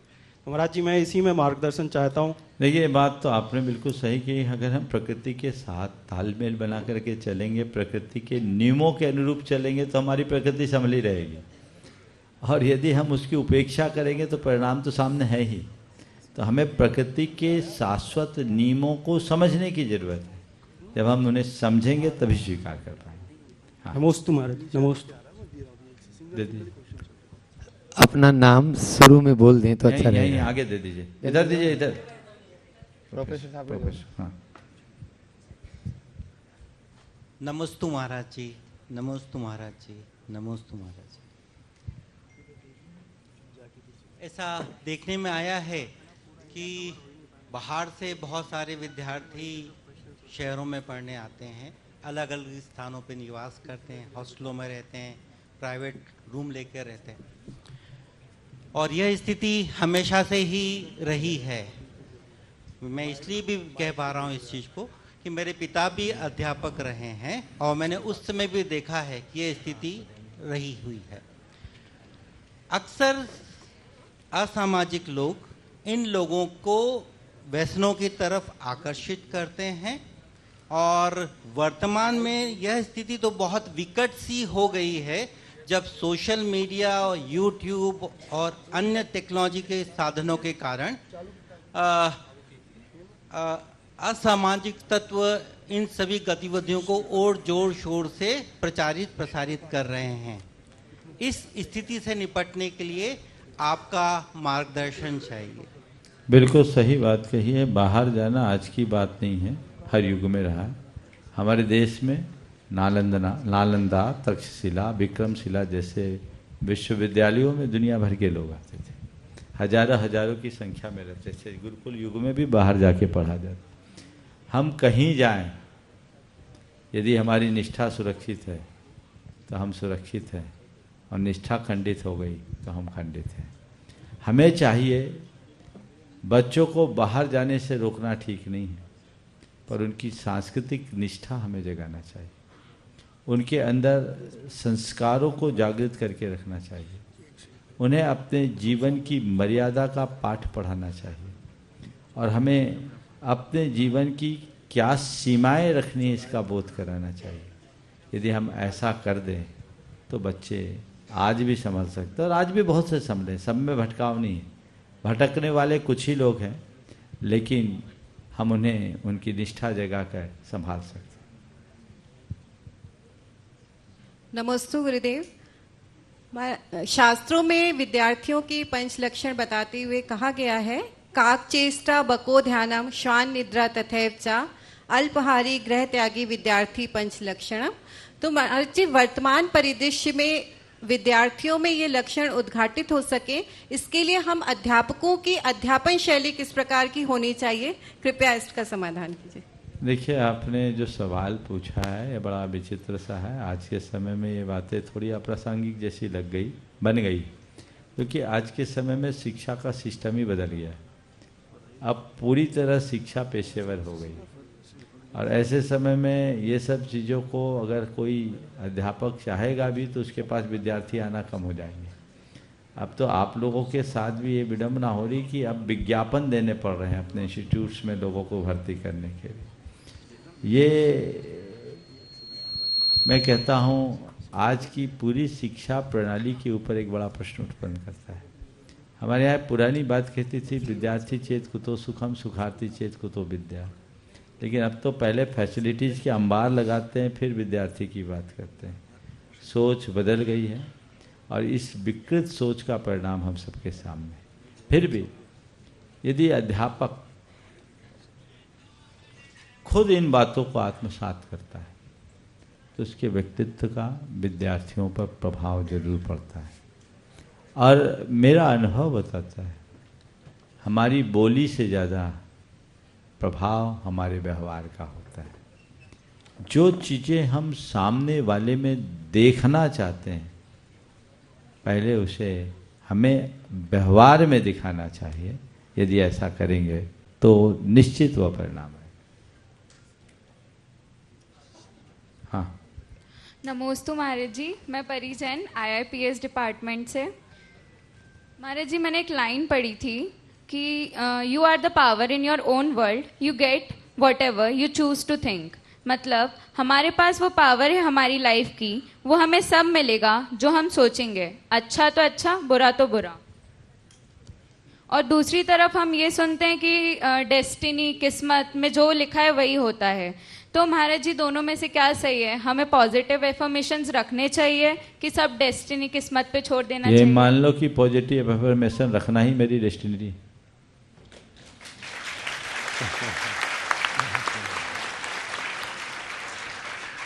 हाँ, आगे बढ़ाइए।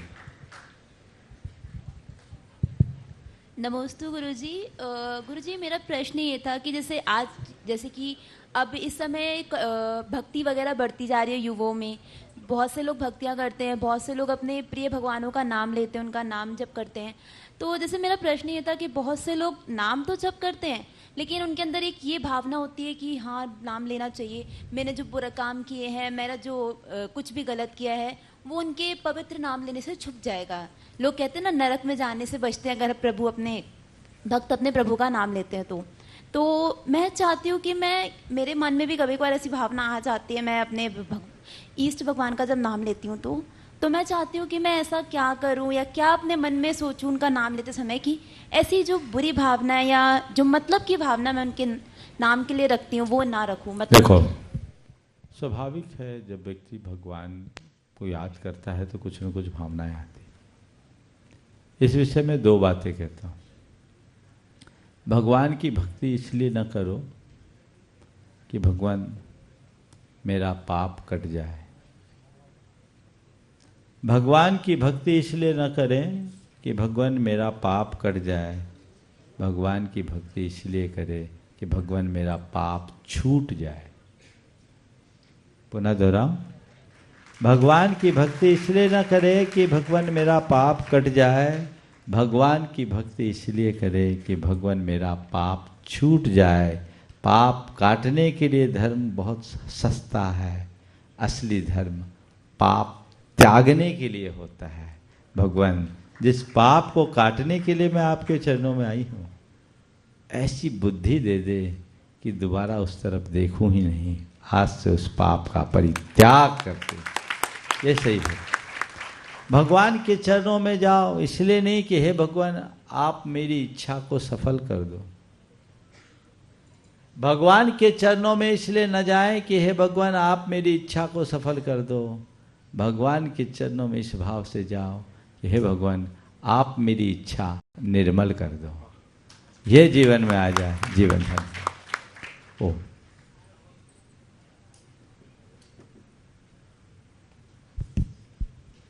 नमस्तु महाराज जी, मेरा ये प्रश्न है और मैं मानता हूँ आपसे पहले भी ये प्रश्न किसी ने पूछा होगा।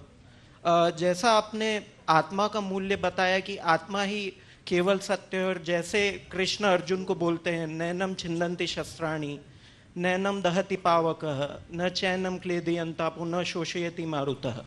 तो अगर सत्य ये है कि मेरी अगर देह नहीं भी रहेगी और मेरी आत्मा रहेगी, और अगर मेरे कारण कोई देह छोड़ देता है फिर भी उसकी आत्मा रहेगी, तो फिर देह का मूल्य ही क्या है और फिर जीवन का मूल्य ही क्या है? क्योंकि आत्मा तो वैसे भी, आत्मा को तो कोई मार नहीं सकता। बिल्कुल ठीक कह रहे। देह का आत्मा के अभाव में कोई मूल्य नहीं है, और व्यवहारिक जीवन में आत्मा के अभाव में देह का कोई मूल्य नहीं। तो गुरुदेव मैं आपसे ये पूछना चाहूंगा फिर अहिंसा क्यों? मैं बता रहा हूं, पुनः दोहरा रहा हूं आपकी बात को कि माइक दीजिए इनको। देह के अभाव में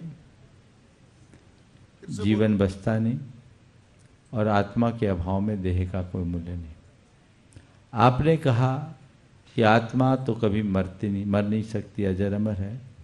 शरीर का विनाश हो तो फिर हिंसा और अहिंसा की बात क्यों? हमें प्रकृति ने जिस चोले को जितने समय के लिए धारण करने के लिए दिया, चलो दूसरे उदाहरण से देता हूं। आपके घर में कोई व्यक्ति जाए, आपके घर में रखी हुई चीज़ों को तोड़ फोड़ करना शुरू करे, जितनी भी चीज़ें आपने सजा के रखी, बना के रखी, उनके साथ कोई तोड़ फोड़ करे तो आपको कैसा लगेगा? पर गुरुदेव, मेरी बात का उत्तर दीजिए आप। सर गुरुदेव, परंतु मुझे कैसा भी लगे वो मैं आपकी बात कर रहा हूँ, अभी आगे की बात नहीं कर रहा हूँ। आपके घर जाकर आपके घर की रखी हुई सजाई हुई चीज़ें जिसे आपने सजाया है, उसे कोई तोड़े फोड़े तो आपको कैसा लगेगा? मुझे तो बुरा नहीं लगेगा गुरुदेव, क्योंकि ये वस्तुएं हैं, उनका कोई मूल्य है नहीं। जो यथार्थ में बोलो, नहीं तो आज प्रैक्टिकल करवा लेता हूँ, जाके देख लो उसको बुरा लगेगा कि नहीं लगेगा। यथार्थ बोलो, स्वाभाविक है, बुरा तो लगेगा ना, लगेगा कि नहीं लगेगा? एक्सेप्ट कर लो, गुरुदेव, मुझे तो अगर वो वस्तुएं हैं तो मुझे तो बुरा नहीं लगे। भैया प्रैक्टिकल कर लेना एक दिन, बहुत अच्छा साधु तुम लोगों के बीच में।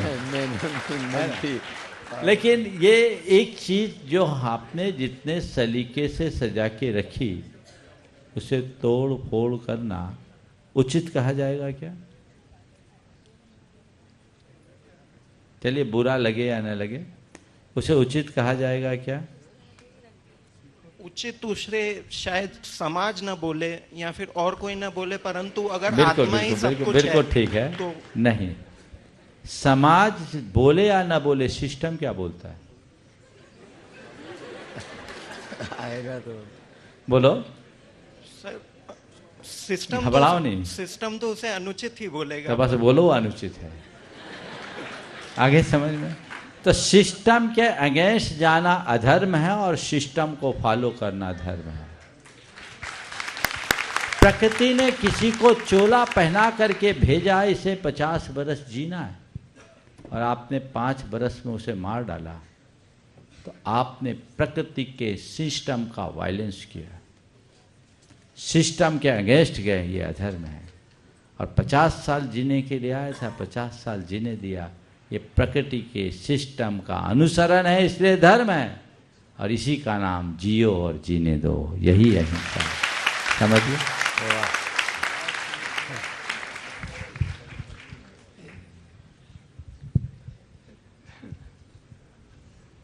नमोस्तु महाराज जी, मेरा नाम खुशी नायक है, मैं IMS डिपार्टमेंट से हूँ। मेरे 2 क्वेश्चन है।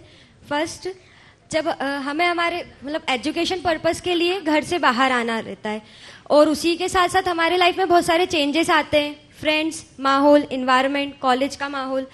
तो ये चेंजेस कब हमारे लिए अच्छे होते हैं और कब हमारे लिए बुरे होते हैं?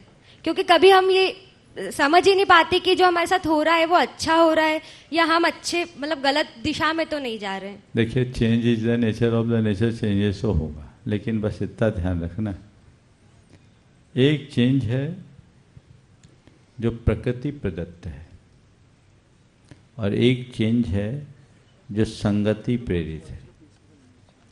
प्रकृति प्रदत्त चेंज हम नहीं रोक सकते। अब बचपन से अभी तक कितना चेंज हुआ तुम्हारे, हुआ कि नहीं हुआ? इसे रोक सकते नहीं, अभी आगे भी बहुत सारा चेंज होगा। अभी जवान है, थोड़े दिन में बूढ़ी हो जाओगी, उसे कोई नहीं रोक सकता। ये प्रकृति जन्य परिवर्तन है, जिसे रोक पाना संभव नहीं है।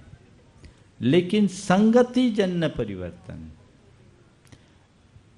जिस इन्वायरमेंट में रह रहे हो उसमें जो परिवर्तन है, उसे हमें देखना है कि ये परिवर्तन मेरे लक्ष्य के अनुकूल है या नहीं, और मेरे जीवन के अनुकूल है या नहीं। जो अनुकूल है उसे एक्सेप्ट करो, और जो प्रतिकूल है उससे दूरी रखो, यही एक रास्ता है। धन्यवाद महाराज जी। इसी के साथ मेरा एक और प्रश्न है कि ओवर थिंकिंग को कैसे टैकल करें? बहुत अच्छा सवाल है, तुम्हारा ही नहीं, प्राय सभी बच्चों का होता है।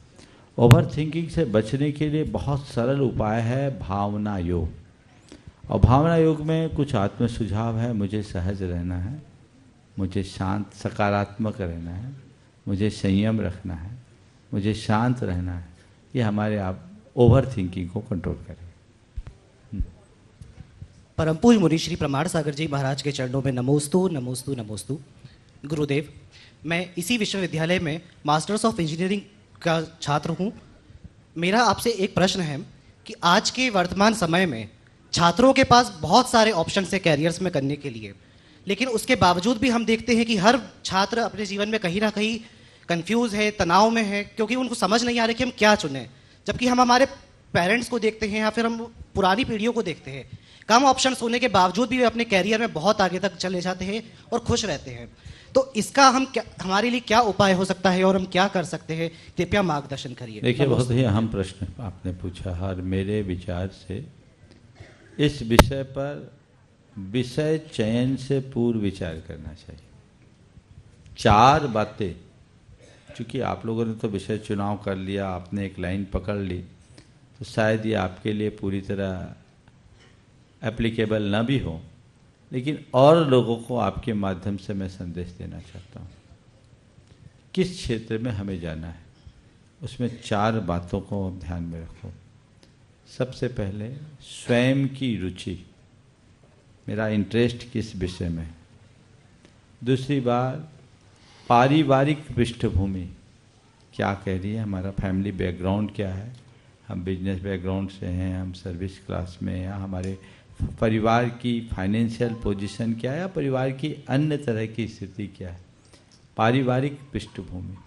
तीसरी बात किसमें संभावना कितनी है, और चौथी बात मेरी खुद की योग्यता क्या है। इन चारों बातों को ध्यान में रख करके चुनाव करो तो कभी भटकाव नहीं होगा। आजकल होता क्या है, मेरा दोस्त क्या कर रहा है वो मुझे करना है, या इस लाइन में बहुत स्कोप है तो मुझे इस लाइन में जाना है, फिर आगे बढ़ जाते हैं और फिर कोई अवसर नहीं मिलता तो फिर रोना रोते हैं। तो वो रोना ना रोना पड़े, इसलिए इन सब बातों को ध्यान में रखें। और मैं पुनः कहता हूँ, पढ़ाई करना बहुत बड़ा लक्ष्य है, लेकिन नौकरी के लिए पढ़ाई करना अच्छी बात नहीं है।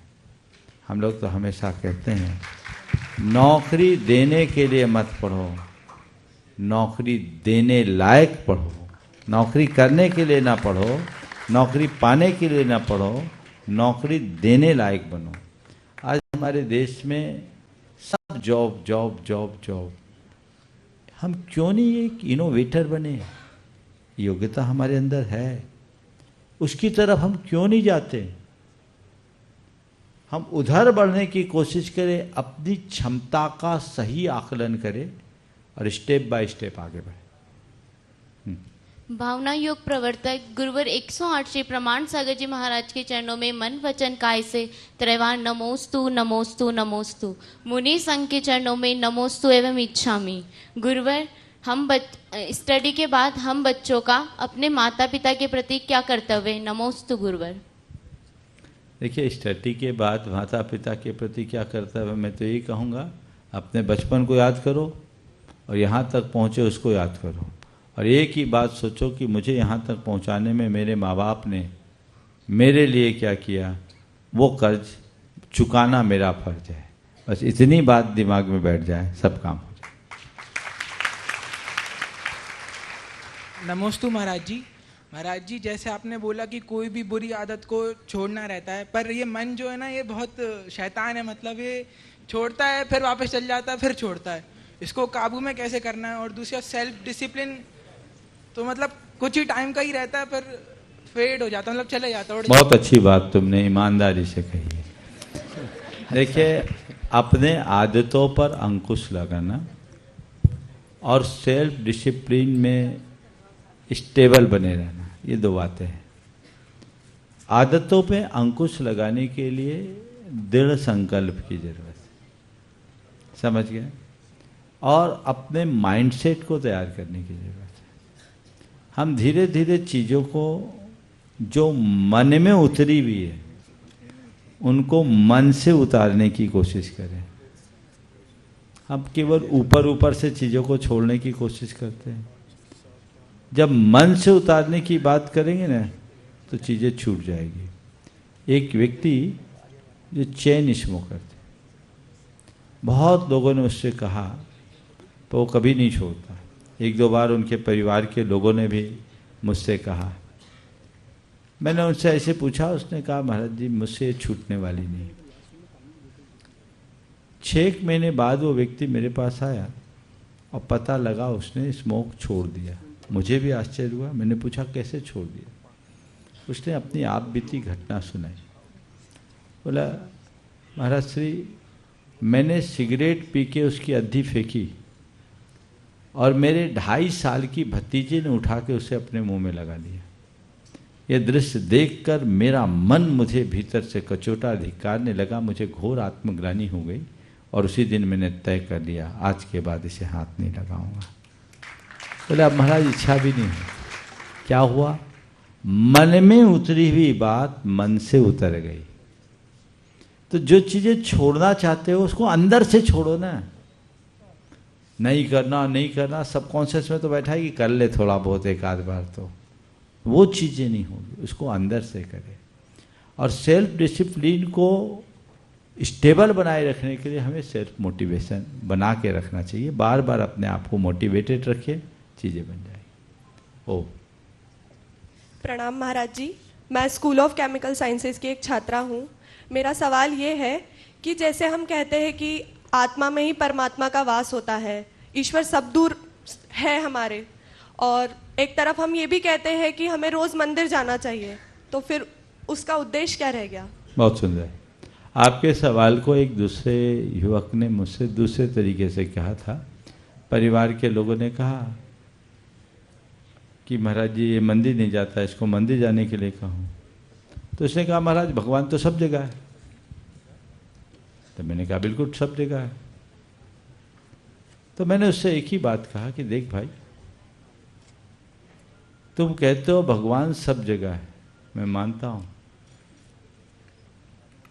पर ये बताओ हवा सब जगह है कि नहीं? बोले है, हवा सब जगह है। तो हवा सब जगह है तो तुम्हें अपनी गाड़ी में हवा भरनी होती है, तो क्या करते हो? कहीं से भी हवा लेके भर देते हो क्या? नहीं महाराज जी, उसके लिए तो हमें फिलिंग स्टेशन जाना पड़ता है। फिर वहाँ बोले भाई सब जगह हवा है तो कहीं से भी हवा लो और भर दो। बोले नहीं महाराज, उसके लिए उतना प्रेशर चाहिए, उतना प्रेशर रहता तब हवा भर पाती, उसके लिए तो फिलिंग स्टेशन ही जाना पड़ता है। हमने कहा परमात्मा सब जगह है, लेकिन उतना प्रेशर सब जगह नहीं है, उसका फिलिंग स्टेशन तो मंदिर ही है, वहीं जाना पड़ेगा। इसलिए मंदिर का काम केवल मंदिर में होगा और बाहर का काम बाहर होगा। हाँ, नमस्ते गुरुजी, मैं स्कूल ऑफ सोशल साइंस का स्टूडेंट हूँ। गुरुजी मेरा क्वेश्चन है कि जब हम बात करते हैं कैरेक्टर बिल्डिंग की, क्योंकि जनरली क्या होता है, हम कोई भी चीज़ को डिसाइड करते हैं, हम बोलते हैं यार आज मोटिवेशन है हमारे पास, हम करेंगे। जैसे आपने कुछ देर पहले कुछ एग्जांपल्स दिए, कुछ टाइम के लिए लगता है कि नहीं अभी से स्टार्ट कर दूंगा, लेकिन ऐसा होता है कि जैसे यहाँ से निकलेंगे कई लोग इन्फ्लुएंस करेंगे, ऐसा है कि चलो ना भी सुने उनकी बात, घर पहुँचते हैं, स्टार्ट भी कर देते हैं, लेकिन आफ्टर अ वाइल जो इंटेंसिटी है, जो हमारा दिमाग है, सोचते हैं कि नहीं भाई जो हमने सुना था वो सही है, हमको पता भी है वो सही है, लेकिन दूसरी चीज़ें और ज़्यादा हावी हो जाती हैं। जबको हमको पता है कि नहीं जो चीज़ आपने बताई है वो सही है, तो उसकी इंटेंसिटी हमारे साथ क्यों नहीं रहती लंबे समय के लिए, ना कि उन चीज़ों की इंटेंसिटी ज़्यादा देर तक टिकी रहती है जो हमारे लिए बेहतर नहीं है। तो सही चीज़ों की इंटेंसिटी हम अपने अंदर कैसे पैदा करें ताकि हम अच्छी चीज़ों को कंटिन्यू कर पाएँ और जो दूसरी चीज़ें हैं उनको मतलब हटा सकें। देखो धुआं बहुत तेज़ी से फैलता है, सुगंध धीरे धीरे बहती है। अच्छी चीज़ें फैलानी पड़ती है, बुरी चीज़ें अपने आप फैल जाती है। हमारे जन्मजात संस्कार ऐसे हैं कि उनकी तरफ झुकाव ज़्यादा रहता है, अच्छी बातों के प्रति हमारा झुकाव जल्दी कम हो जाता है। तो उस झुकाव को बनाए रखने के लिए हमें अच्छी प्रेरणा निरंतर लेते रहना चाहिए, समय समय पर लेते रहना चाहिए। और एक बात और समझने की, एक व्यक्ति गलत को अच्छा मानकर कर रहा है और एक व्यक्ति गलत को गलत मान करके कर रहा है। जो व्यक्ति गलत को गलत मान करके कर रहा है, समझ लेना उसमें सुधार की संभावना है, क्योंकि वो गलत को गलत मान रहा है। और अपने निरंतरता बनाए रखने से उसमें नियंत्रण आएगा। गुरुदेव, आपके चरणों में मेरा नमन है और सबसे पहले मैं तहे दिल से आपको धन्यवाद देना चाहूंगा जो आपने अपना कीमती समय इन बच्चों को दिया और हमारे व्यक्तित्व निर्माण को बहुत अच्छा बनाया। तो मेरा सवाल है गुरुजी, जैसे एक माता पिता सर्वजननी होते हैं, भगवान के रूप होते हैं, वो अगर जो कोई हमारी मतलब कोई भी ऐसी चीज है जो वो मना कर रहे हैं कि नहीं करो, पर वो हम करना चाहते हैं, हमें लगता है कि हम अच्छा कर सकते हैं, पर उनको ऐसा लग रहा है कि मतलब इसका खराबी है उस चीज में जाने से, तो उस टाइम पे हम कैसा डिसीजन लें? हम अपने मम्मी पापा का बात माने या हम अपने एम को सबसे पहले आगे रखें? गाड़ी चलाते हो? माइक दो उनको माइक। गाड़ी चलाते हो? हाँ हाँ जी, गाड़ी चलाता हूँ। रास्ते में लाल बत्ती मिलती? हाँ मिलती है। क्या करते हो? रुक जाते हैं। इच्छा से रुकते हो? हाँ, वो मतलब रुकते हैं तब, वो लाल बत्ती के कारण रुकते हैं। क्यों रोकते हो? क्योंकि वो एक प्रकार का रूल बना हुआ है अभी। अगर क्रॉस कर दो तो? क्रॉस कर दे तो उड़ जाएंगे फिर।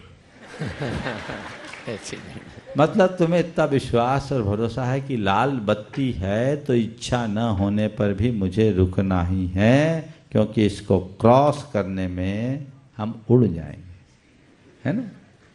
बस इतना ही कहता हूं कि माता पिता या गुरुजन यदि कोई ऐसी हिदायतें देते हैं जिसमें किसी तरह का निषेध या वर्जना है, इच्छा न होने पर भी स्वीकार लो, ये मानकर ये लाल बत्ती है, इसे क्रॉस करेंगे तो हो जाए, उसे मानो, उनको लाल बत्ती। और ये बात ध्यान रखना, बेवजह लाल बत्ती नहीं दिखाई जाती। लाल बत्ती तुम्हारी सेफ्टी के लिए है। लग जरूर रहा है, अरे रुकना पड़ा, मुझे पहुंचना है, लेट होगा, लेकिन विलंब होने के बाद भी तुम्हारी सुरक्षा उसी में सुनिश्चित है। तो यही मान करके चलना कि माता पिता भी यदि कोई निषेध करते हैं तो हमारे भले के लिए ही करते हैं। धन्यवाद गुरुजी। गुरुदेव, मेरा नाम भावेश जैन है, मैं सामाजिक विज्ञान अध्ययनशाला का छात्र हूँ।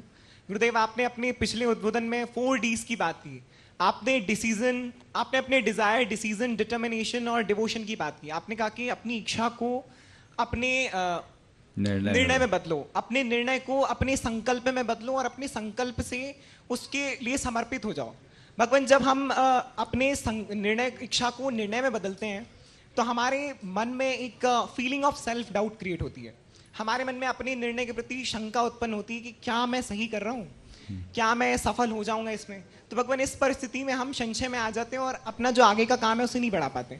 तो हम इस संशय से कैसे बाहर आए और इस चीज से कैसे टैकल करके और हम अपने लक्ष्य की ओर आगे बढ़े।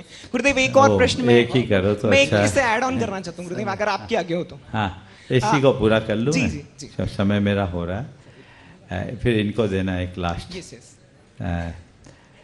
मैं ये कह रहा हूँ कि सबसे पहले इच्छा की समीक्षा करो, इच्छा को निर्णय में बदलो, ये तो मैंने कहा, लेकिन हर इच्छा को निर्णय में मत बदलो, क्योंकि अंदर उतर के देखो अच्छी इच्छा कितनी, बुरी इच्छा कितनी। तो पहले इच्छाओं की समीक्षा भी करनी जरूरी है और सद इच्छा को ही निर्णय में बदलें। जहाँ तक संशय की बात होती है, निर्णय लेने से पहले समीक्षा कर लो और निर्णय के बाद समीक्षा नहीं, केवल मेहनत करो, तब आगे बढ़ो। गुरुदेव, एक छोटा सा प्रश्न आपके समक्ष रखना चाहूंगा, अगर आपके आगे हो तो, इससे ही जुड़ा हुआ है। गुरुदेव, आज हमारी युवाओं में एक आकांक्षाओं की दरिद्रता देखी जा रही है। हमारे युवाओं में पॉवर्टी ऑफ एस्पिरेशन देखी जा रही है। हर कोई सिर्फ कुछ ही जो प्री डिफाइंड ड्रीम्स हैं, लक्ष्य हैं, यूपीएससी करना है, मुझे एमपीपीएससी करना है, मुझे एसएससी करना है, मुझे ये एग्जाम्स देने, मुझे ये एग्जाम्स देने हैं। तो इससे हमारे जो युवा हैं वो भटके हुए हैं, वो अपने आप को एक ऐसी चीज में झोंक रहे हैं जिसके लिए शायद वो बने ही नहीं है। और बहुत सारे लोग फेल हो जाते हैं, इससे उनके मन में स्ट्रेस आता है, डिप्रेशन, एंग्जाइटी। और मैंने देखा मेरे कुछ मित्र हैं, मेरे एक मित्र जिसने सुसाइड भी किया इस चीज को लेकर के, कि वो उस चीज को झेल नहीं पाया। वो जो कोचिंग सेंटर्स होते हैं वो इस चीज को ऐसे ग्लैमराइज करते हैं कि आप जो चीज कर रहे हैं सिर्फ आप उसके लिए बने हैं, आप आईपीएस बनने के लिए बने हैं, आप आईएएस के लिए बने हैं। तो इससे वो भ्रमित हो जाते हैं और अपनी काबिलियत पर उन्हें शायद अभिमान हो जाता हो, शायद वो मानते हो कि शायद मैं ही इस चीज के लिए बना हूं।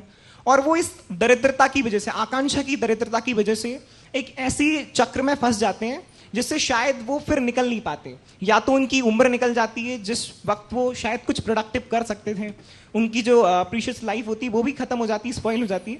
तो इस चीज से युवा अपने आप को कैसे निकालें, समझाएं, और जो लक्ष्य शायद वो बहुत ऊंचे लक्ष्य के लिए ना बने हो, कुछ छोटी चीजों के लिए बने हो, शायद वो एक हिस्सा बन के रह जाए, ना कि एक बड़ा मुख्य भूमिका निभाएं। तो इससे वो कैसे निकल सकते हैं गुरुदेव? ये बहुत ही महत्वपूर्ण सवाल है और ये सवाल आज के पूरे सिस्टम पर सवाल खड़ा करता है। आज सब तरफ यही बातें बहुत ज़ोर शोर से बताई जाती है और जितने भी मोटिवेशनल स्पीकर हैं वे भी आप लोगों को यही बताते हैं, जबकि ये बातें सच्ची नहीं। मनुष्य को सबसे पहले अपने आप को पहचानने की ज़रूरत है कि वो है क्या और उसके भीतर छिपी हुई संभावना क्या है। हम किसके लिए बने हैं ये दूसरी बात है, हम क्या कर सकते हैं ये पहली बात है, और हमारी प्रकृति हमसे क्या कराना चाहती है हमें ये भी देखना चाहिए। इन सब चीज़ों का निवारण तभी होगा जब हम आध्यात्मिक प्रशिक्षण को प्राप्त करें। आजकल उनका घोर अभाव दिखता है, इसलिए मैं ये चाहता हूँ कि विद्यार्थियों के मध्य समय समय पर इस तरह के कार्यक्रम होते रहने चाहिए और एकदम वर्कशॉप के स्टाइल से ताकि वे उसका दीर्घकालिक लाभ उठा सके और अपने जीवन को बेहतर बना सके। समय हमारा होने वाला, आखिरी सवाल। प्रणाम गुरुजी, आपके चरणों में मेरा कोटि कोटि नमन। मेरा नाम जगदीप सिंह नारंग है, मैं स्कूल ऑफ सोशल साइंस का एक विद्यार्थी हूँ। गुरुजी, मेरा एक प्रश्न था कि नेगेटिविटी, जो नेगेटिव थॉट्स रहते हैं उन पे कैसे अमल पाया जाए, मतलब उनको सकारात्मक पॉजिटिव थॉट्स में किस तरह से कन्वर्ट करा जाए, उसको परिवर्तित किया जाए। देखिए, नकारात्मकता से बचने के लिए 4 उपाय कर सकते हैं। पहली बात, कुछ आत्म सुझाव दें।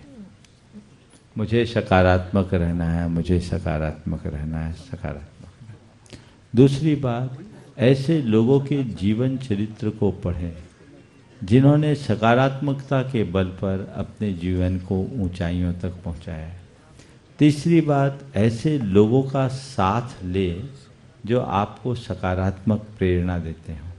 और चौथी बात, ऐसे लोगों से सुरक्षित दूरी रखें जो आपको नकारात्मक संदेश देते हों, जो आपको डिमोरलाइज करते हों।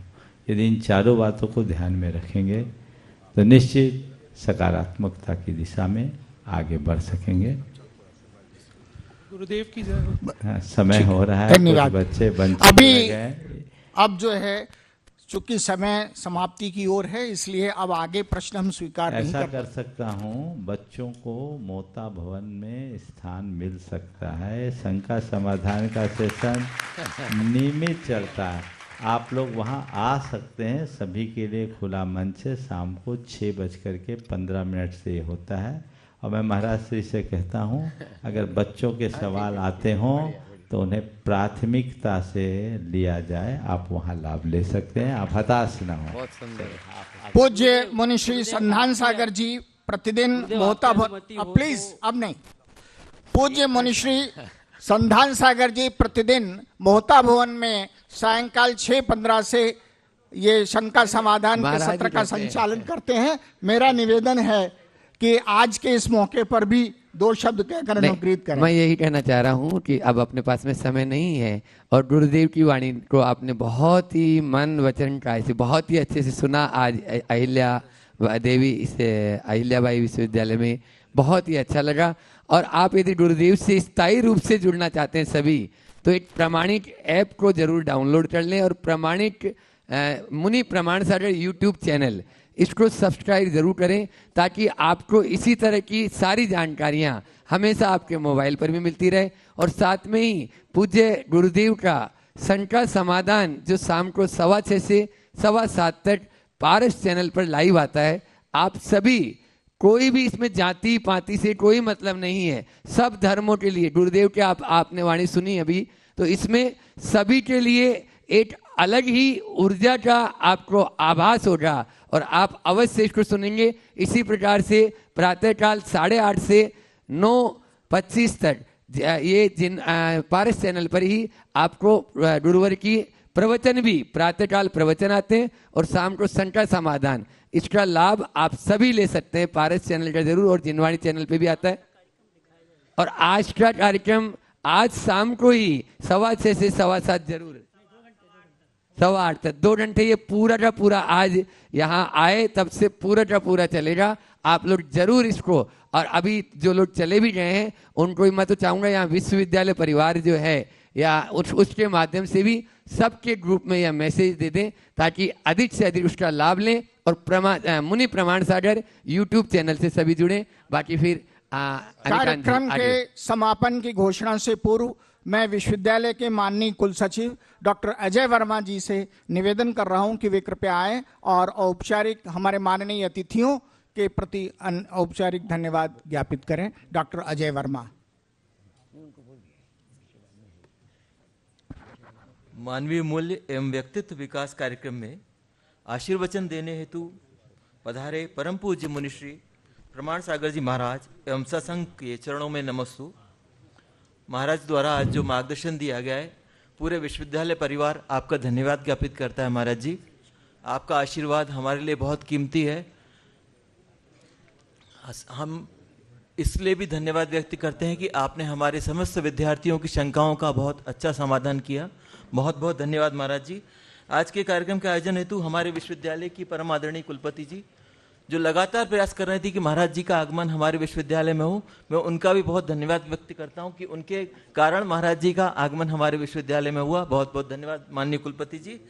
साथ ही धर्म प्रभावना समिति जिनके संयुक्त तत्वावधान में आज का कार्यक्रम आयोजित हुआ, मैं उनका धन्यवाद ज्ञापित करता हूं। साथ ही सकल जैन समाज के समस्त जो लोग आए हैं उनका मैं धन्यवाद ज्ञापित करता हूं। विश्वविद्यालय के कार्यपरिषद के सदस्य श्री अनंत पवार जी और अन्य सभी हमारे कार्यपरिषद सदस्य, उन सबका मैं हृदय से धन्यवाद ज्ञापित करता हूं। कार्यक्रम में उपस्थित सभी संकाय अध्यक्ष, भागाध्यक्ष, आचार्यगण, विश्वविद्यालय के अधिकारी, कर्मचारी, सभी का मैं धन्यवाद व्यक्त करता हूं। इसके साथ ही प्रेस मीडिया से पधारे सभी लोगों का मैं धन्यवाद ज्ञापित करता हूं। और इतनी बड़ी संख्या में जो हमारे विद्यार्थी आज यहाँ उपस्थित हुए हैं, उन सबका बहुत बहुत धन्यवाद। बहुत बहुत धन्यवाद महाराज जी। हमारे सभी विभागाध्यक्ष और इंस्टीट्यूट्स के डायरेक्टर्स सादर आमंत्रित हैं, पूज्य मुनिशी से आशीर्वचन और साहित्य प्राप्त करें। सभी विभागाध्यक्ष और डायरेक्टर्स सादर आमंत्रित हैं, वो आकर के पूज्य गुरुदेव का आशीर्वाद प्राप्त करें और साहित्य लें। आज पूज्य गुरुवर के अनिकांत भैया, अबे भैया 1 मिनट बोल रहे हैं। आज गुरुवर के आगमन की खुशी में महाराज जी का साहित्य मात्र 30% पर धर्म प्रभावना समिति द्वारा उपलब्ध कराया जा रहा है, यानी 70% डिस्काउंट है। बाहर काउंटर लगा है, आप लोग सुविधा अनुसार और अपनी आवश्यकता अनुसार प्राप्त कर सकते हैं। सभी माननीय विभागाध्यक्ष सादर आमंत्रित।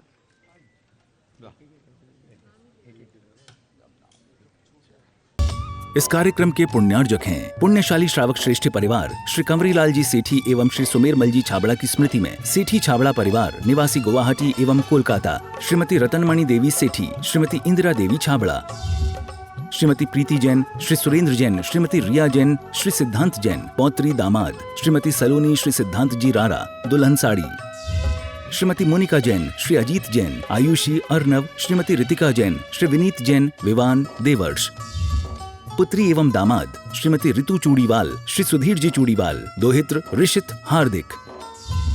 फर्म इंदिरा लॉजीज, वेयरहाउसिंग और logistic park, Guwahati Assam. Computer vision work, वितरण घर Guwahati. Navkar www.navkargroup.in। Aluminium framework प्रणाली, कॉलम बॉक्स शटरिंग और वस्तु उत्पादों के निर्माता, कोलकाता पश्चिम बंगाल।